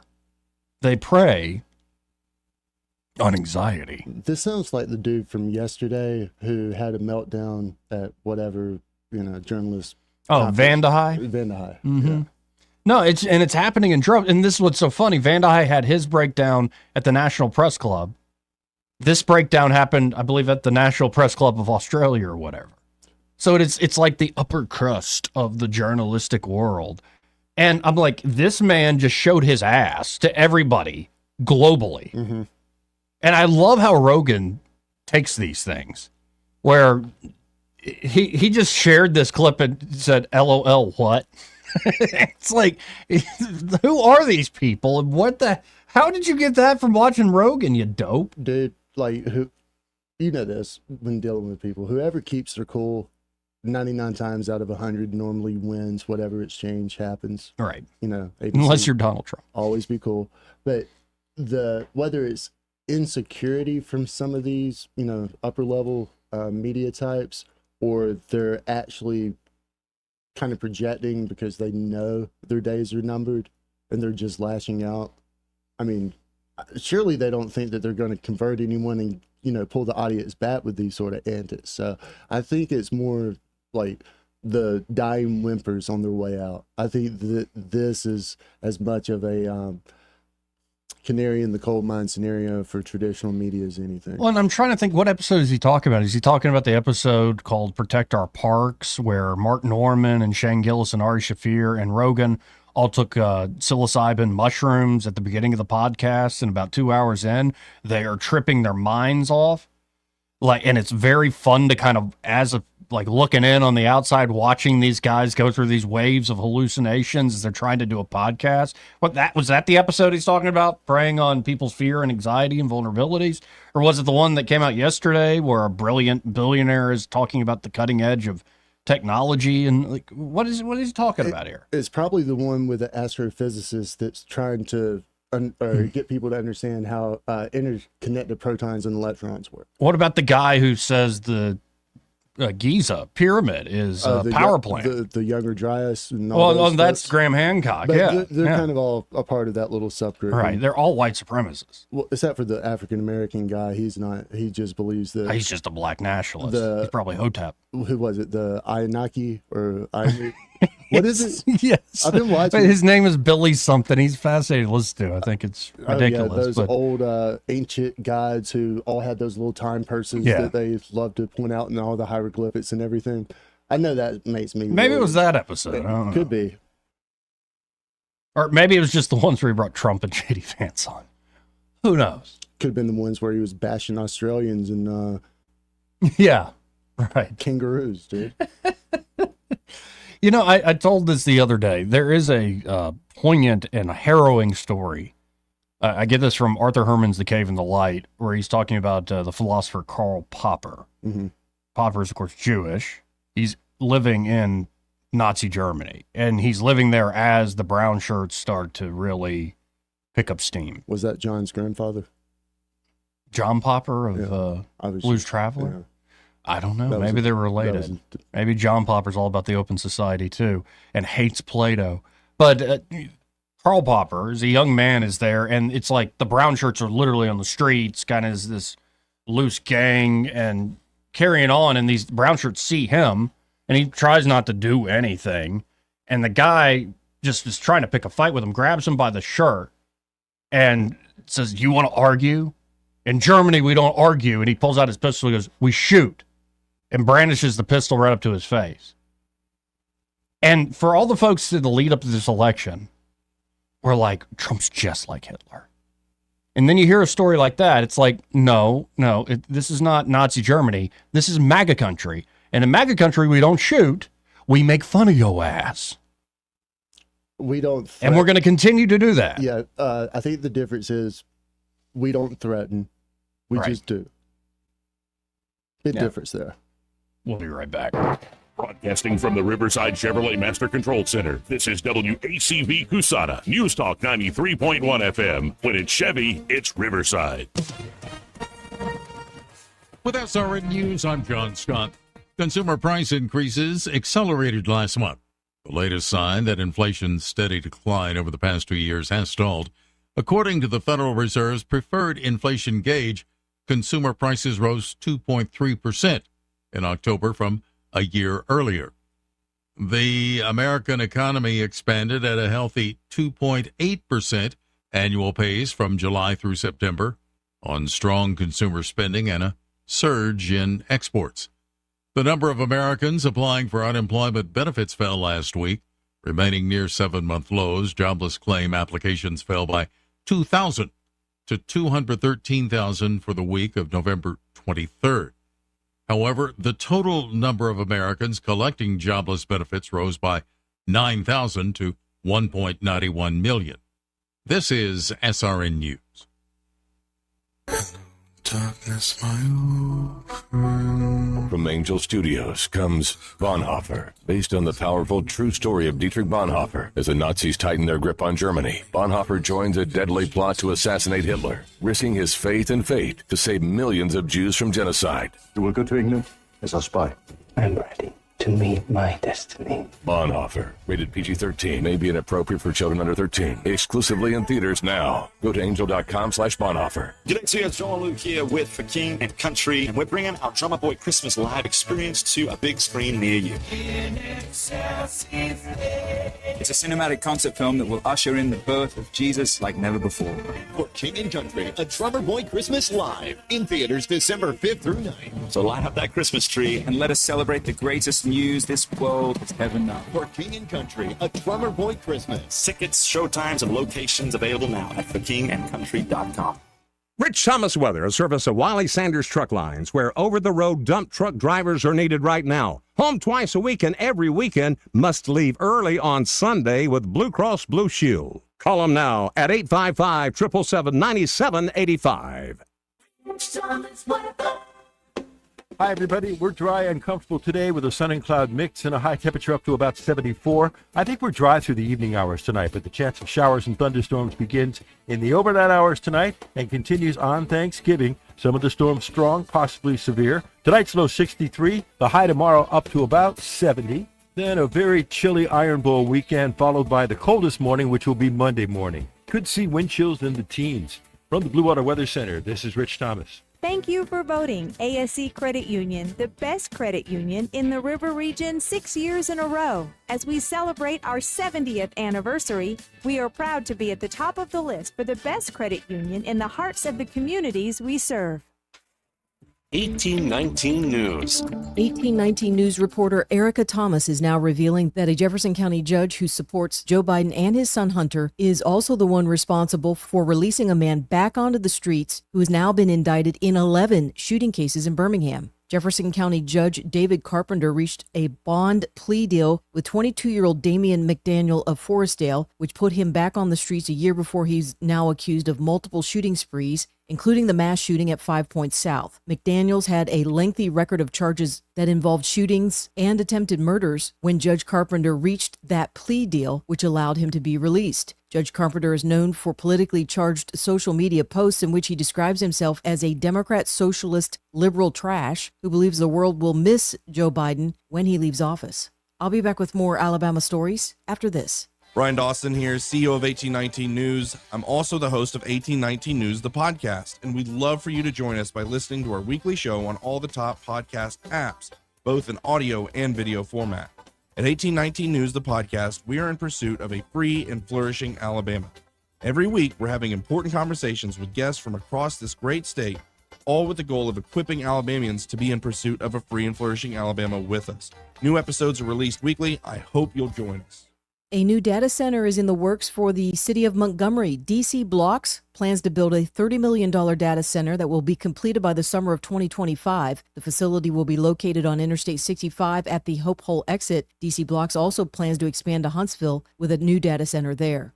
State troopers will be out on parole for the Thanksgiving holiday to enforce traffic laws and to monitor high crash areas. There will also be more driver's license checkpoints placed throughout Alabama. I'm Andrea Tice. For more news affecting Alabamians, go to 1819news.com. And while you're there, subscribe to the daily newsletter. This hour of News and Views is brought to you by our good friends at Cole Plumbing, 279-8919. Cole Plumbing is number one in the number two business. You don't have to dig a hole. They have proprietary pipelining technology. Ask them about their tankless water heaters. Remember, when you have trouble with your bowl, call on Cole. Did you know that over 12 times a day, someone in Autauga County calls 911 to report a medical or fire emergency? Volunteer first responders are saving lives and property, and you can be part of their team. Volunteering as a first responder is really about making a difference where it's needed most, and Autauga County needs you now more than ever. Are you ready to answer the call? To begin your journey, you can find any of the agencies of the Autauga County Firefighters Association on Facebook or visit makemeafirefighter.org. The views and opinions of the following program are solely those of the host and other contributors. These do not necessarily represent those of Liberty Acquisitions 825, Blue Water Broadcasting, its management, staff, or any advertisers.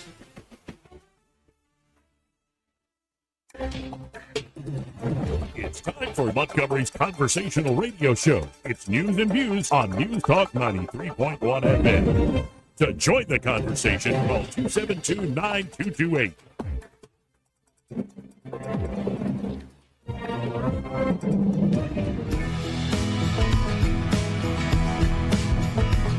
This is the Trump country. We live in the Southeast. We drink sweet tea. We don't drink socialist Kool-Aid. Joey Clark. Welcome back to News and Views in the afternoon. Byron Sheehy's still in the studio with me, able to hang out another segment or so. Appreciate you being here today, man. Really Man, happy to be here. Would have been lonely all by myself. Well, I don't know what I bring to the table. I've done shows like that, but no, much prefer having somebody in the studio to chat with. But we've actually got some calls rolling in. Told you they were listening. Suspect this call will be quick, so let's go to Jean. Hey, Jean, how are you? Hey, doing fine. How's Miss Lucy? She's amazing. And I think my brother and his wife are taking it easy, not doing any traveling. So I think I'm going to miss her this Thanksgiving. I'm going to try to get up there for Christmas. Well, you be careful. I got tickled. I was telling my sister about her and the fact that they dressed her up like a goose, I think, for Halloween. Yeah. She said, Goosey Lucy. There you go. She's adorable. All right, She's babe. healthy. Great. All right, you be careful here. Love you. Love you too, Jean. Happy Thanksgiving. Bye. Let's go to James. Hey, James. Joey, how you doing, man? Good. Looking forward to the rest of the week. Well, good. Sometimes I'm listening to you and I'm just left shaking my head, wondering what is going on with this guy. And then other times I'm listening and it's like, bam, good radio. You know, and Baron, one day this young man is going to make a fine journalist. His name's Byron. Baron, my bad. Give me some examples here. Like feedback's always good. Give me an example of when you're shaking your head. Well, earlier today. Mm-hmm. Okay, with the space lady. Yeah. I mean, I'm wondering. Because eventually I figure out you're yanking everybody's chain, right, Joey? I would use different language, but sure. Yeah, I mean, you were bemoaning all of us misogynists. Oh, yeah, all you male pigs on the internet.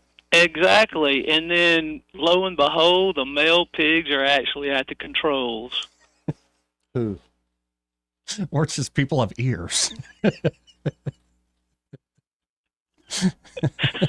You were shaking in your head at that. That's the best I've done all week. Come on, man. But anyway.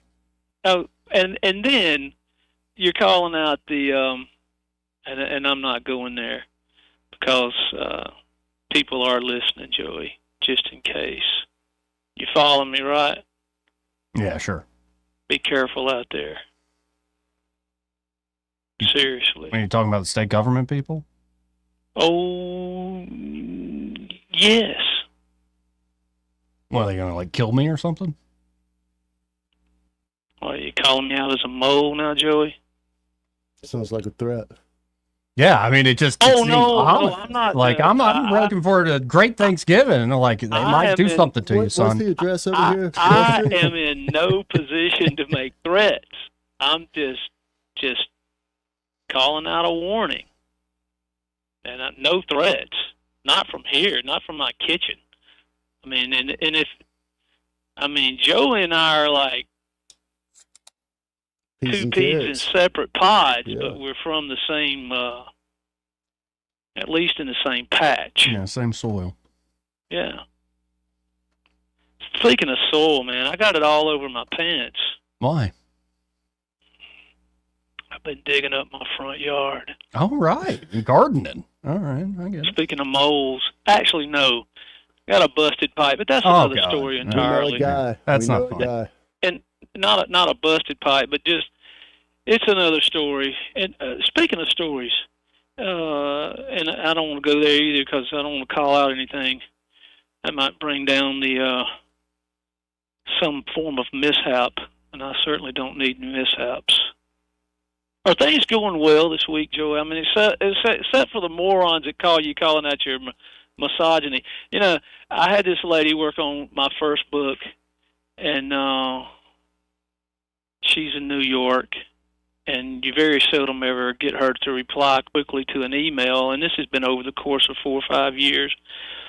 And she actually called me out for my misogyny. Mm-hmm.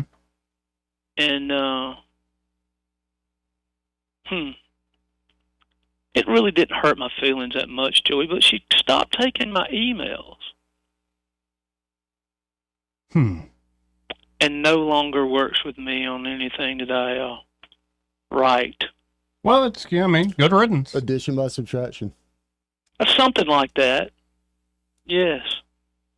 Guys, it's kind of like the phone call we had the other day. I'm not sure if you're tired of me or if I'm tired of you, but there's got to be somebody else on here that wants to tie up these airways. No, you're welcome to chat with me for the next 50 minutes. Or 30 seconds? I'm not tired of you at all right now. I do need a point of clarification. Am I a journalist or I missed something? No, they're trying to get me to be a journalist, which is like, that's just insulting. Yeah. Like, I don't want to be a journalist. We're just picking at Joey Clark. Okay. I mean, he's like fun fodder. He does play along with it a lot of times. The trick, if you can read his facial expressions on the screen, he typically knows what he's doing on the front end. He's just a really, really coy individual. Well, see, that's where you have advantage of me because no screen. When the FCC went digital in 2008, I believe it was, and of course, they tried it in 2007, but not enough people were on board. So it took them a year to get everybody in line. And I would not go and buy the $40 box to convert that was made in China. That's where I drew the line. That was it. Not doing it. And that's something that once upon a time I wrote op-eds and submitted to newspapers. Now, some of these newspapers actually two, Selma Times and Gulf Coast Newspapers, which was a chain of 8 along the Gulf that was under one umbrella. And, of course, I got filthy rich writing op-eds for newspapers. Nice. I think the most I made one year, and excuse me for mentioning money here, was $370. For one of them? No. For the year? For the year. What year was this? I don't recall. How many pieces was this? One a week? This is like, yes, one a week, and that was Selma Times. $10 a pop. See, that's a $50 a month if you got 5 Wednesdays in the month. But I'm sure you never had to pick up a bar tab anywhere you went. People were just rushing over to, get all your drinks. Kicking and screaming and tackling people, pushing and shoving each other out of the way. Well, I mean, if you could push the women aside. Yeah, I mean, they must have sounded like they were in low Earth orbit. Something like that. If you believe any of that nonsense that we just spewed out, I mean, God this help was, yes, exactly. No, but it's been a good week, James. I really am looking forward to seeing family, and There's a lot of fun stuff to track that's going to be sort of evergreen stories, and who knows what silly crap comes up in politics. But it's harrowing and exciting at the same time, seeing all the technological change and media change, and it's just fun to cover. Evergreen stories? Yeah, stuff that isn't just, there's a lot of stories where you talk about it one day and it's never mentioned again. But then there's stuff like the media wars or, say, Bitcoin or AI development, space race. That's going to be ongoing. Yeah, geopolitics is always going on. So is Trump going to stop this Ukraine madness that's going on over there with Putin, or am I giving him too much credit? No, I think he is going to stop it. And I think he's doing the approach of, I'm just that crazy to be even more hardcore than any war hawk you can imagine, but I'm ready to also make a deal. And I think that's actually going to stop what's happening with Israel pretty quick. Already a ceasefire with Hezbollah. Yeah. And I think despite the Biden administration's attempts on the way out the door to inflame Russia, I think the Russians understand the opportunity they have in January. I think that you recall in 2016, and I have at least one of these members in my family, or one member of my family was guilty of this. Oh, if Trump's elected, he's going to start shooting ICBMs all over the, from one continent to the next. It's going to go around the world, and we're all going to die. I mean, do you recall that? Oh yeah. Oh boy. No, and as I've said many times on these airways, I didn't vote for Trump in 2016. I didn't vote for anybody. I was too, let's say, an anarchist mindset, and it's like, they're all crooks and liars. Damn the man. And some of the breakthrough moments, like one of them that was really a breakthrough for me, is you remember the whole week or two of Trump tweeting at Kim Jong-un and saying things like, "Fat little rocket man will never have nuclear weapons. He'll see fire and fury like never before."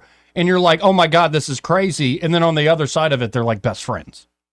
And I'm like, I love this. It's where I started to fall in love with Trump. You got 40, 50 years of top educated diplomats trying to crack this tough nut that is North Korea.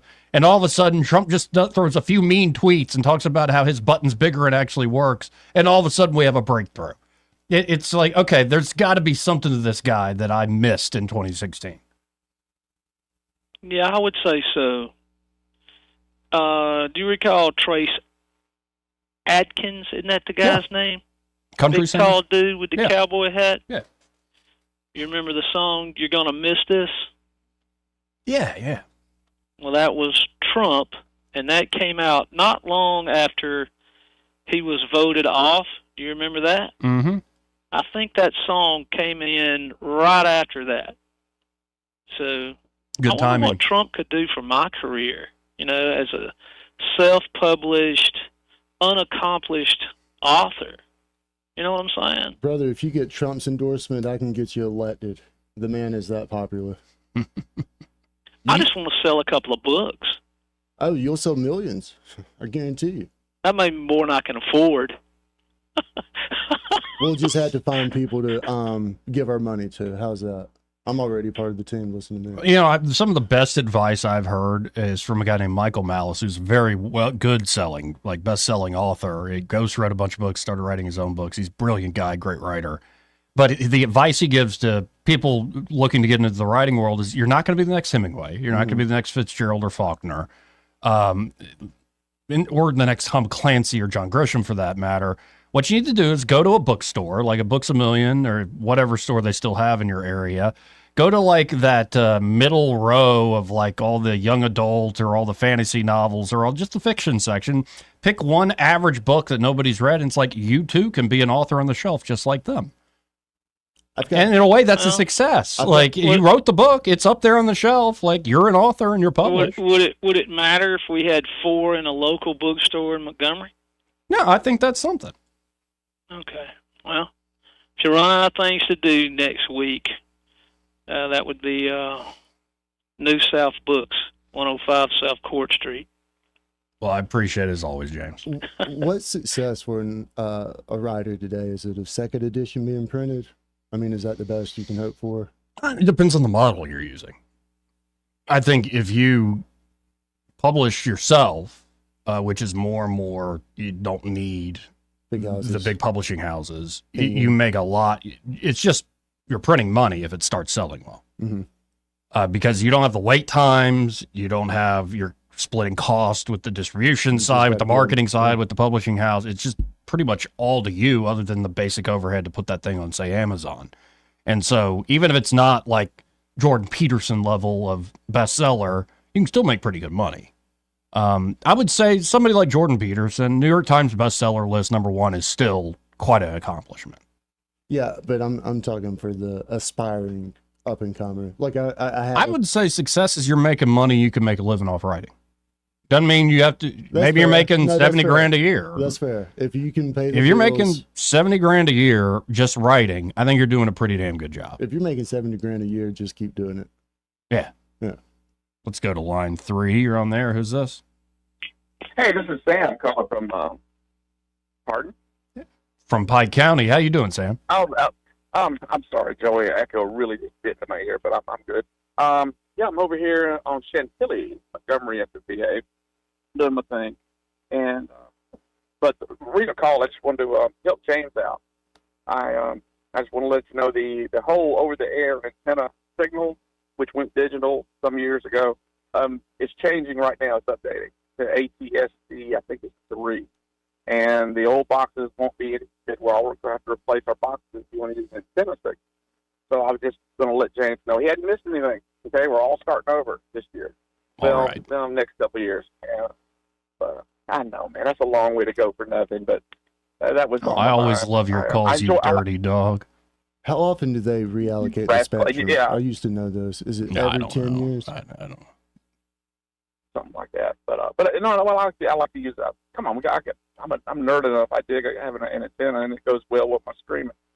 But and by the way, I call this guy a dirty dog not because he's a perfect gentleman on air, but I see the comments you post on the show chat room. Joseph, it's I still, I enjoy your company, but when I see you, Joey, I see me, and I see you. Yes, you do. And I know there was a point in my life where I could have, that fork in the road. Mm-hmm. You're right there at it. And, I'm trying to go with something, and my imagination is failing me, guys. It's fine. I'm having a happy Thanksgiving. I get my mother back from hospital tomorrow. It was going to be the day. Beautiful. But, Good. yeah, man, and I'm doing like the rest of us, making the most of it. And what I'm going through is going to bring the family together. So, awesome, man. Amen. But I want to say thank y'all. Big part of my day. All right, let me go. Thanks, Sam. Thank you, sir. Happy Thanksgiving, man. I know you got to get out of here, so we're going to hit a quick break. More news and views. If you want to join on the conversation, I'll be flying solo for the rest of the hour. 272-9228. Want to carry News Talk in your pocket? Download the News Talk 93.1 app from the App Store. Available on iPhone and Android. Never miss a moment. Download now. Hi there, I'm Kim Williams with Alabama Home Mortgage. And I'm Madeline Cannon. It's true, rates aren't as low as they have been for the past couple of years, but there are still many homeowners that could benefit from refinancing their current mortgage. There are a lot of things in life that are out of our control, but your mortgage rate is not one of them. If you currently have an adjustable rate mortgage, then you owe it to yourself to give us a call. Adjustable rate mortgages make sense for some people in stable markets, but in this wild, ever-changing rate environment, it only makes sense to secure a fixed interest rate. A fixed interest rate will give you the peace of mind that your rate is locked. Your rate will not be subject to change with the political and economic tides. At Alabama Home Mortgage, you can personalize your term. We offer 8-year to 30-year mortgages and everything in between. Grab your mortgage statement and give us a call. Call Alabama Home Mortgage, the #1 mortgage lender in Alabama, today at 567-4223, or visit us online at myalabamahomemortgage.com. That's Alabama Home Mortgage, because, folks, there is a difference in mortgage companies. NMLS 1586-36-8, Equal Housing Lender. What's your biggest investment? More than likely, it's your home. So treat it that way when you hire a painting contractor. With PBS Painting, there are no gimmicks, no $99 special. Just quality painting and someone who treats your home with the same respect that you do. At PBS Painting, we have been painting for years and look forward to many more years to come. With PBS Painting, the job gets prepped properly, whether it's cleaning, scraping, or priming. We always use quality products, which is a must for a quality paint job. So if you're looking for a painter that doesn't need upfront money and is on the job at all times, then please give me a call. Scott Bowers and PBS Painting, 294-5122. That's PBS Painting, 294-5122. Look at some of our work on Facebook at PBS Painting Montgomery. For too long, Alabama's statewide news companies have shamed us for our conservative Christian values. Alabama deserves a news company that cherishes our culture, a company that isn't bought and paid for by the powers that be. 1819 News is that company. Run by Alabamians for Alabamians, 1819 News celebrates what is good and beautiful about our state, while exposing those who work against our values in secret. Just go to 1819news.com to learn more. Subscribe to our newsletter. That's 1819news.com.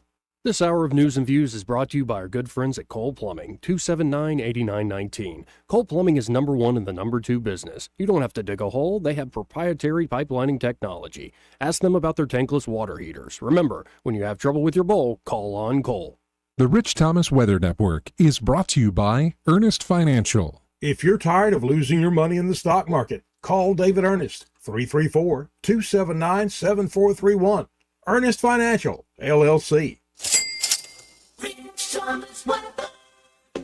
Hi, everybody. We're dry and comfortable today with a sun and cloud mix and a high temperature up to about 74. I think we're dry through the evening hours tonight, but the chance of showers and thunderstorms begins in the overnight hours tonight and continues on Thanksgiving. Some of the storms strong, possibly severe. Tonight's low 63, the high tomorrow up to about 70. Then a very chilly Iron Bowl weekend, followed by the coldest morning, which will be Monday morning. Could see wind chills in the teens. From the Blue Water Weather Center, this is Rich Thomas.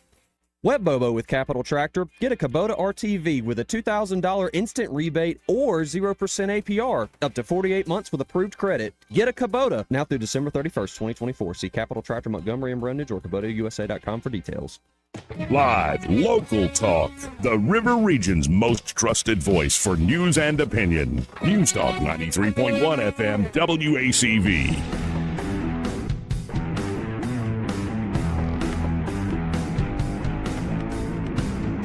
Joey Clark.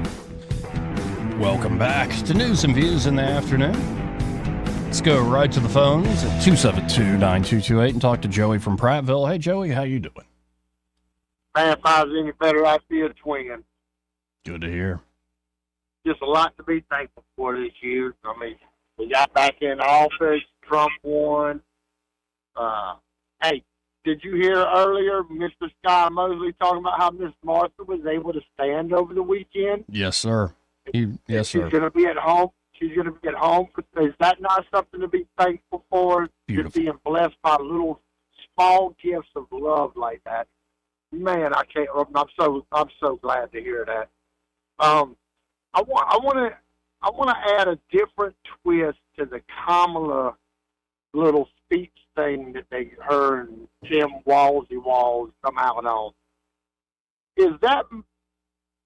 Am I the only one that, when I heard it, I heard a feeble attempt at the socialist side of her wanting the anarchy and the rioting.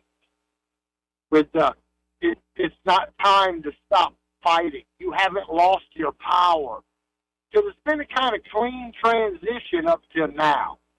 Is there any type of people out there? I mean, she said similar things in her concession speech about the stars always shining in the sky or something to that effect. I think it didn't come across that way to me. It came across as like, girl, you're going to be all right. I know we got you all hopped up on our hope and on our doomsdaying if Trump gets back in there, but you still got your power, girl.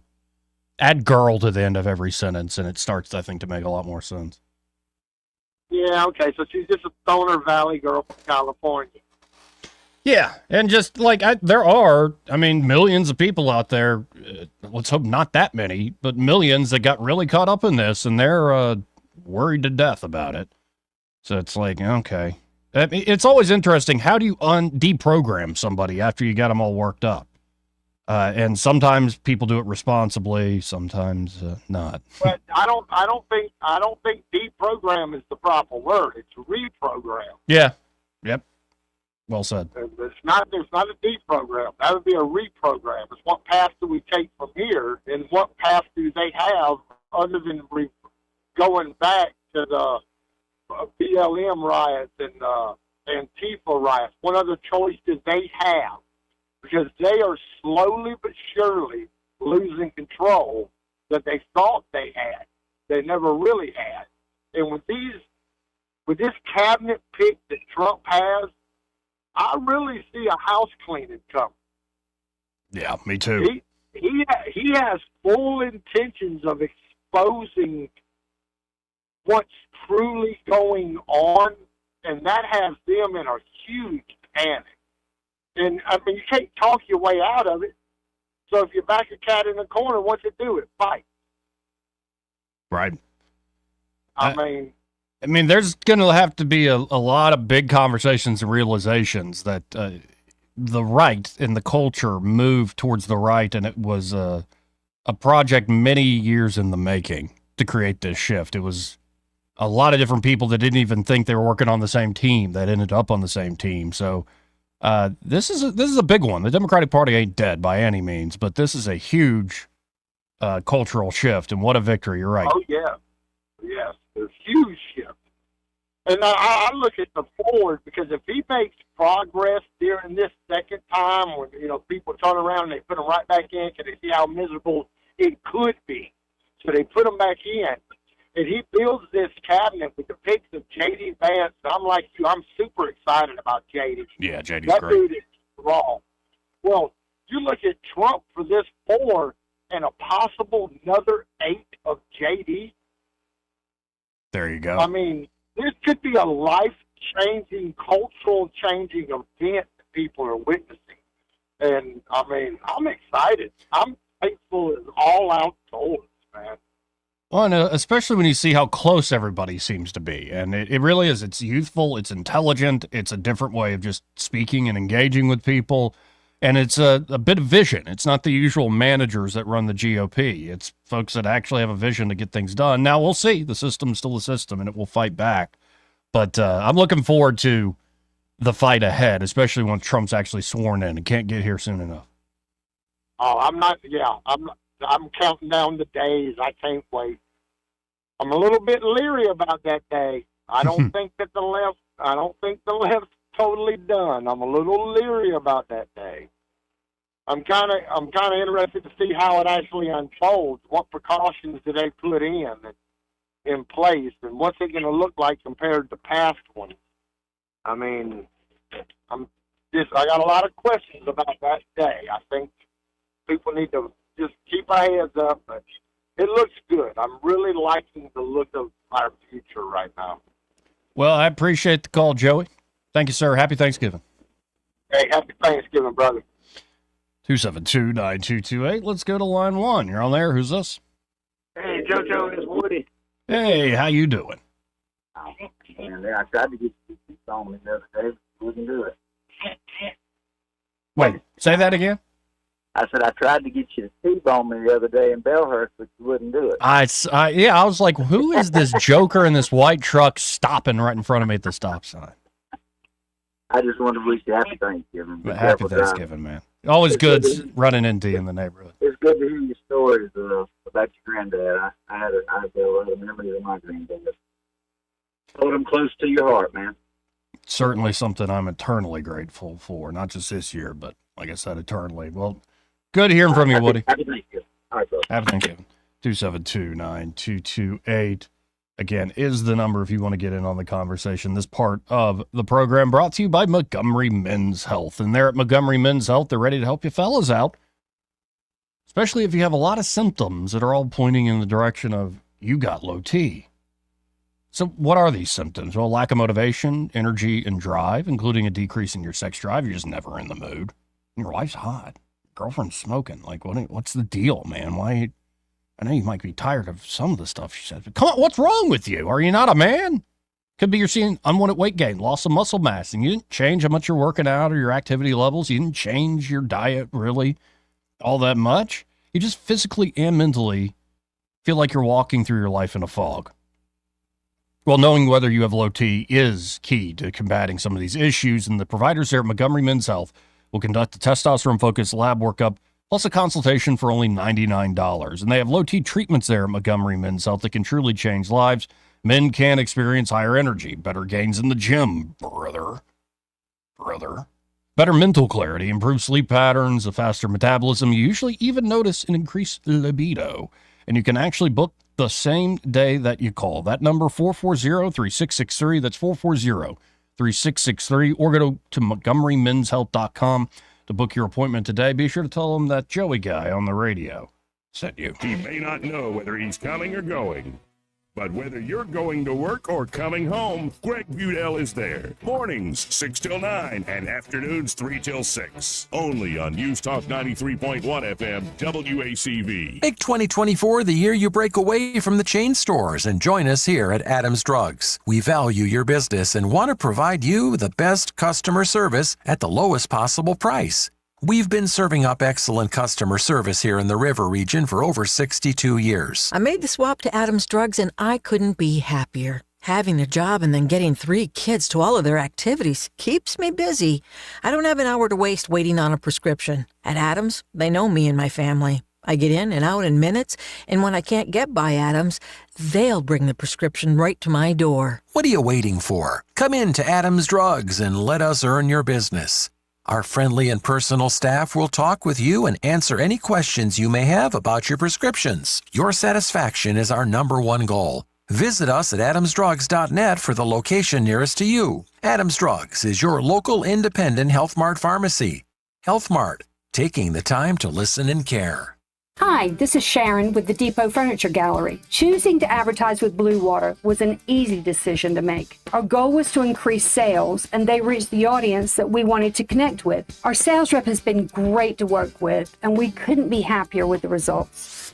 Did you know that radio is the #1 reach platform in all of media? It's true. Call us to find out how to put radio's #1 reach to work for your business. Blue Water Broadcasting, local folks helping local business.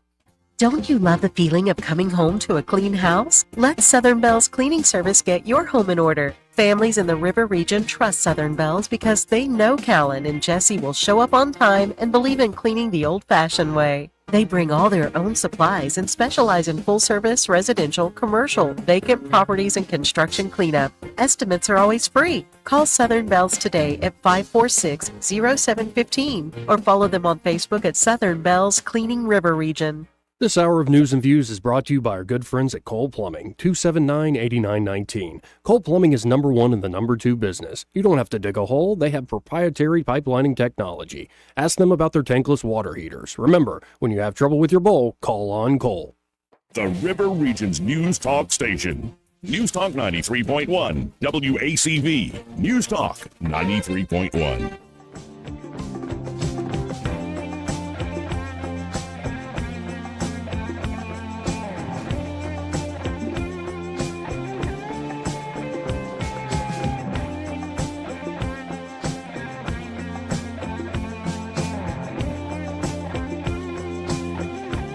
Joey Clark. Welcome back to News and Views in the afternoon. You can always watch online at Joey Clark Live. Tell your family, tell your friends at Thanksgiving dinner and Friendsgiving. You should check out this Joey Clark fella. I mean, he's all right most of the time, but sometimes he's on fire or something like that. Joey Clark Live on YouTube or at the Joey Clark on the X platform. I am streaming on Facebook today, but I don't really like Facebook anymore. I think X is the place to be going forward. Facebook is kind of lame. I'm not saying the people on it are. It loves family photos. It hates when, put on an op-ed or a daily show. That's neither here nor there. Now, I previewed this at the end of last hour, but there's a guy, not Kim Williams of Alabama Home Mortgage, but a guy named Kim Williams, who's the head of the Australian Broadcasting Corporation. It's essentially the Australian equivalent of the BBC. It's essentially state-backed media. the official voice of Australia. Well, it's interesting how earlier this week we had another guy at a National Press Club meeting, Jim Vandehei, go nuts about this whole Joe Rogan and Elon Musk thing. Well, we now have this guy, the head of the Australian Broadcasting Corporation, at their own National Press Club of Australia, kind of freaking out about Joe Rogan. So let's just listen in for a second. I have a question about Joe Rogan, and you've sort of touched on elements of this in the US. He's obviously the world's most popular podcast host. He has 3 billion listeners.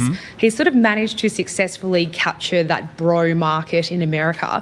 And his influence is such that in the wake of the US election, the Democrats have said that one of Kamala Harris's mistakes was that she didn't appear on his program. So I'm just wondering if you had any observations about what's behind the Joe Rogan effect, how you believe he's managed to so successfully capture this huge market. And then for us here in Australia, you know, how would or should the ABC be going about capturing that kind of audience? Now, before the actual Australian broadcasting guy answer that, like, how has Rogan captured this audience? Well, I'm part of that captured audience. One is he didn't do it for money. And he didn't do it to become famous. He literally, you can find the earliest episodes of the Joe Rogan Experience was him high as the sky with all his comedy buddies, smoking weed out in California, just hanging out in the green room with crap cameras and microphones. They're just having fun. And a lot of those early episodes is just bros hanging out. Probably saying things you shouldn't say in mixed company or whatever. But it was an authentic just place where people hang out. That's the secret to Joe Rogan, especially if you want to be a good guest on there. Just hang out. Just let the conversation flow like you would if you're meeting old buddies for Thanksgiving and you're showing each other videos and talking about politics and the economy and have you seen the new UAP disclosures, yada, yada, yada, yada, yada. It's a hangout. Of course, the show became more developed and became more mature in its own identity and what Rogan is about, especially as Rogan himself matured. As, you know, things still change as you go through your 40s into your 50s. I think he's in his mid-50s now. And so the show became essentially whatever Joe is most curious about and interested in. And the secret sauce is the authenticity, is the curiosity, that you can tackle any subject and do it in a way that everyday people might do at a bar or, again, friends getting together. And it was a look inside, especially in a world where there are a lot more people who are lonely. It's a way for lonely people to sort of be part of a conversation, be in the room with folks they would never have the chance to, and realize, well, I'm not alone in this or that or other thoughts. To me, that's the appeal of Joe Rogan. It can be profound, deep. It can be absurd and silly. It can be freaking hilarious. It's all over the map. And none of this, again, was a pre-thought out, well, I'm going to be the biggest thing ever. No, it was just a guy pursuing his own interest. It's the beauty of it. So let's hear, that's my take. Let's hear what the head of the Australian Broadcast Corporation has to say about Joe Rogan. Look, I'm not sure that I'm the right person to respond to that question. I am not a consumer or enthusiast about Mr. Rogan and his work. Shocking. I am not one of the 3 billion, and I'm unlikely to be 3 billion and one anytime soon. So he goes on to say that, should he just shut up there? Like, I'm not one of the 3 billion, and I'm not going to be 300 or 301 billion. You know, I'm not going to be the next fan on Joe Rogan's clown car. So he should just stop there. Like, it's obviously he hasn't watched the show. But will he stop there? Take it away, sir. I think people like Mr. Rogan prey on people's vulnerabilities. They prey on fear. They prey on anxiety.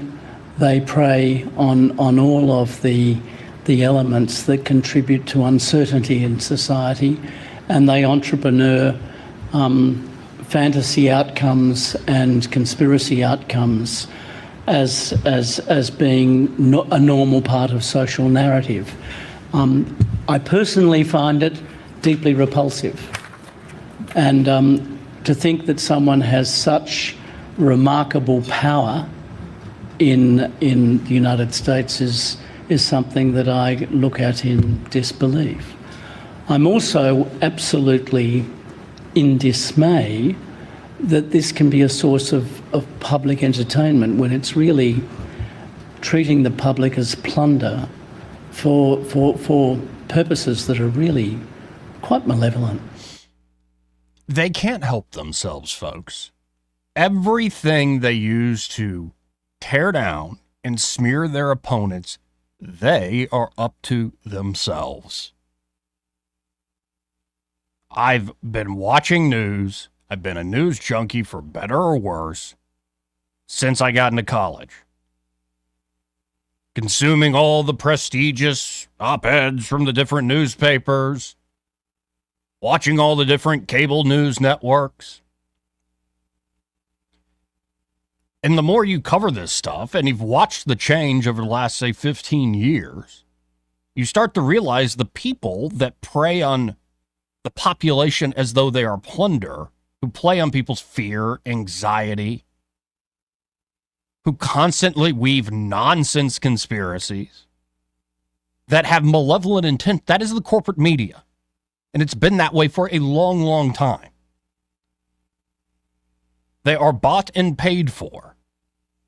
They have an agenda that is not reflective of how everyday people from all sorts of walks of life actually communicate and actually think about the world.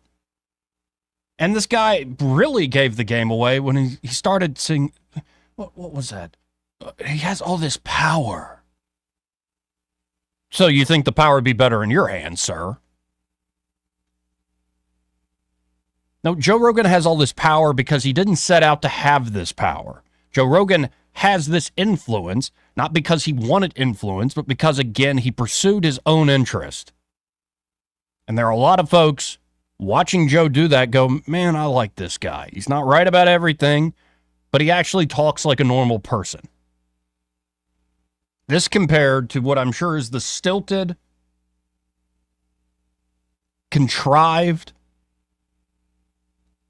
social narrative building that something like this joker puts out there.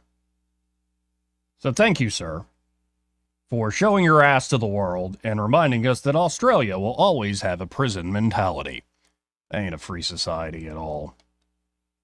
272-9228. Now, speaking of Joe Rogan, this is what I'm just shocked when folks who are ignorant of him actually, open their dumb mouths. Like, if you have a good critique of Rogan, go for it. But, most of these are just absurd, over-the-top allegations that have no tether to reality. For instance, the episode that came out yesterday was with the venture capitalist Mark Andreessen. And their conversation was all over the place. There's historical aspects of it, talking about, all sorts of issues, technological change to, for instance, here's Andreessen talking about what Elizabeth Warren was up to and what a lot of the big banks are. We talked about this the other week with Andrew Sorrell, the debanking problem. Let's listen in. How much playing on people's fear and anxiety does this spread? This thing called the Consumer Finance Protection Bureau, CFPB, which was it's sort of Elizabeth Warren's personal agency that she gets to control. And it's an independent agency that just gets to run and do whatever it wants, right? And if you read the Constitution, there is no such thing as an independent agency. And yet there it is. What does her agency do? Whatever she wants. What does it do, though? Basically, terrorize financial institutions, prevent fintech, prevent new competition, new startups that want to compete with the big banks. Really? Oh, yeah, 100%. How so? just by terrorizing anybody who tries to do anything new in financial services. And Can you give me an example? Well, like I said, debanking. This is where a lot of the debanking comes from. Is these agencies? So debanking is when you as either a person or your company are literally kicked out of the banking system, like they did to Kanye. Exactly, like they did to Kanye. My partner Ben's father has been debanked. Really? We had an employee who for what? For having the wrong politics, for saying unacceptable things. Under current banking regulations, here's a great thing. Under current banking regulations, after all the reforms of the last 20 years, there's now a category called a politically exposed person, PEP. And if you are a PEP, you are required by financial regulators to kick them off of to kick them out of your bank. What? You're not allowed but to what have if you're politically on the left? Well, that's fine. No, because they're not politically exposed. So no one on the left gets debanked? I have not heard of a single instance of anybody on the left getting debanked. Can you tell me what the person that you know did, what they said that got them debanked? Oh, well, I mean, David Horowitz is a right wing. He's pro-Trump. I mean, he said all kinds of things. He's been very anti-Islamic terrorism. He's been very worried about migration, all these things. And they debanked him for that. Yeah, they debanked it. So you get kicked out of your bank account. You get kicked out of you can't do credit card transactions. But, by the way, you can't. How is that legal? Well, exactly. So this is the thing, and then you go in this thing of like, well, this is where the government and the companies get intertwined. Back to your fascism point, which is there's a constitutional amendment that says the government can't restrict your speech, but there's no constitutional amendment that says the government can't debank you, right? And so if they can't do the one thing, they do the other thing, and then they don't have to debank you. They just have to put pressure on the private company banks to do it, and then the private company banks do it because they're expected to, but the government gets to say we didn't do it. Exactly. I mean, it's this sort of informed take that make a great Joe Rogan episode. In fact, this one had clip after clip after clip. It was fascinating to listen to this guy. Don't you? And this is another aspect of the show why it's so great. I don't watch every episode. I don't have the time. But there's certain guests where you're like, okay, this is worth it. Do you not want to hear the thoughts, the insights, the way a person thinks who has been incredibly successful in this world? Not just successful, but more successful than most. Insights to the changing world that other people did not have. It's always fascinating to hear somebody like that actually have an opportunity to speak and not be limited to a 5-minute, a 10-minute, even a 20-minute segment. They talk for 3 hours straight. For instance, this whole idea that, Twitter's just a bunch of crap posting. It's just, where has this ever happened in the history of this august republic? We need journalists, credentialed journalists, and institutions that can sift through all the nonsense. Actually, that's not our history. It's forever. If you go back hundreds of years to the first newspapers, they were running all kinds of scurrilous. The first newspaper was a scandal sheet of the Vatican, like in the year 1500, and it was all these like terrible rumors about like the Pope and the bishops and all the cardinals and all this. That was the first newspaper. That was the very first newspaper, was in the Vatican, and then all the American colonial newspapers were like that. In the Revolutionary era, it was all crazy rumors and innuendo and people accusing each other of. There was a famous election in 1800, which was Jefferson versus Adams, that we think of as these like super upstanding, upright people, and they're just like smearing the crap out of each other in their respective newspapers, because they would actually own newspapers in those days, and then they would just attack each other. The more things change. Ben Franklin, printed newspapers before he went a government, and he created 15 different sock puppets. He created 15 different pseudonyms. He was a pseud. An anon. And then he would basically have them argue with each other in his newspaper without telling people that it was all him. Oh, Ben. So he had all these different personalities. And so, like, we've been in a world of, like, information warfare for a very long time. We've been in a world of sensationalist, nightly news. If it bleeds, it leads. Yeah. Yeah. Sensationalist stuff for a long time. We've been in the world of propaganda for a long time. So that we don't think of the past like that. Oh yeah, we just think of them assume as being virtuous, and we assume they had it all figured out. Yeah, and that very much is not true. My takeaway from that is Ben Franklin would have been fire on Twitter. That's genius. Have 15 different anonymous writers, but it's all you arguing with yourself. I like that approach. Again, the fact that so many elite folks, especially in the journalism space, are freaking out about people like Elon Musk and Joe Rogan. Go ahead and keep doing your public freakouts, your smears. it only shows how ignorant you are of the moment we live in. You don't have to be that way. You can get on board with where the world is going. But for the time being, I think some of these old dogs, they ain't going to learn new tricks. And we'll be here to document it. And as I said earlier, we don't shoot in MAGA country. We make fun of you. And that's exactly what people like Rogan, as well as everyday people, part of this new trend, this new culture shift, well, it's what we're going to keep on doing. 272-9228. This part of the program brought to you by Ray Bowles and the team there at Prattville Carpet. At Prattville Carpet, they can, of course, help you with a resurface job. Could be you want to lay some new carpet down, maybe traditional hardwood, or the luxury vinyl plank is just beautiful. Looks like traditional hardwood, but a little more forgiving in terms of it's literally softer, but also not the end of the world. So you spill something on it. Maybe you're looking to remodel the kitchen or the bathroom. They can lay down ceramic tile. Even with the cooler weather, they can do heated tile. So it's, you don't have to wear socks when you go to the bathroom in the winter time. Or maybe you're looking for an elegant backsplash in your kitchen. They can do that there, all of that there at Prattville Carpet. Great local business. I know Ray's busy getting ready for the Thanksgiving holiday, so if you're out there listening, Ray, happy Thanksgiving. Happy Thanksgiving to the whole team there. Y'all are great. Call them today at 285-8117. That's 285-8117. And be sure to tell them that Joey, that fella on the radio, sent you. As I've been saying all week, folks, I'm grateful for all of you who listen. Some days, I don't even know why, but I really am thankful for the support, for the solid group of y'all that are tuning in every day. I'm grateful and really appreciate it. Of course, grateful to be able to spend time with family in these upcoming days. And maybe some old friends will be back in town. Who knows what the weekend will bring. But y'all have a great, wonderful, happy Thanksgiving. I think I'm going to get out of here a little early. Make some room for Greg Budell and the gang. Because happy hour, well, they're next. Broadcasting from the Riverside Chevrolet Master Control Center, this is WACV Cusana, News Talk 93.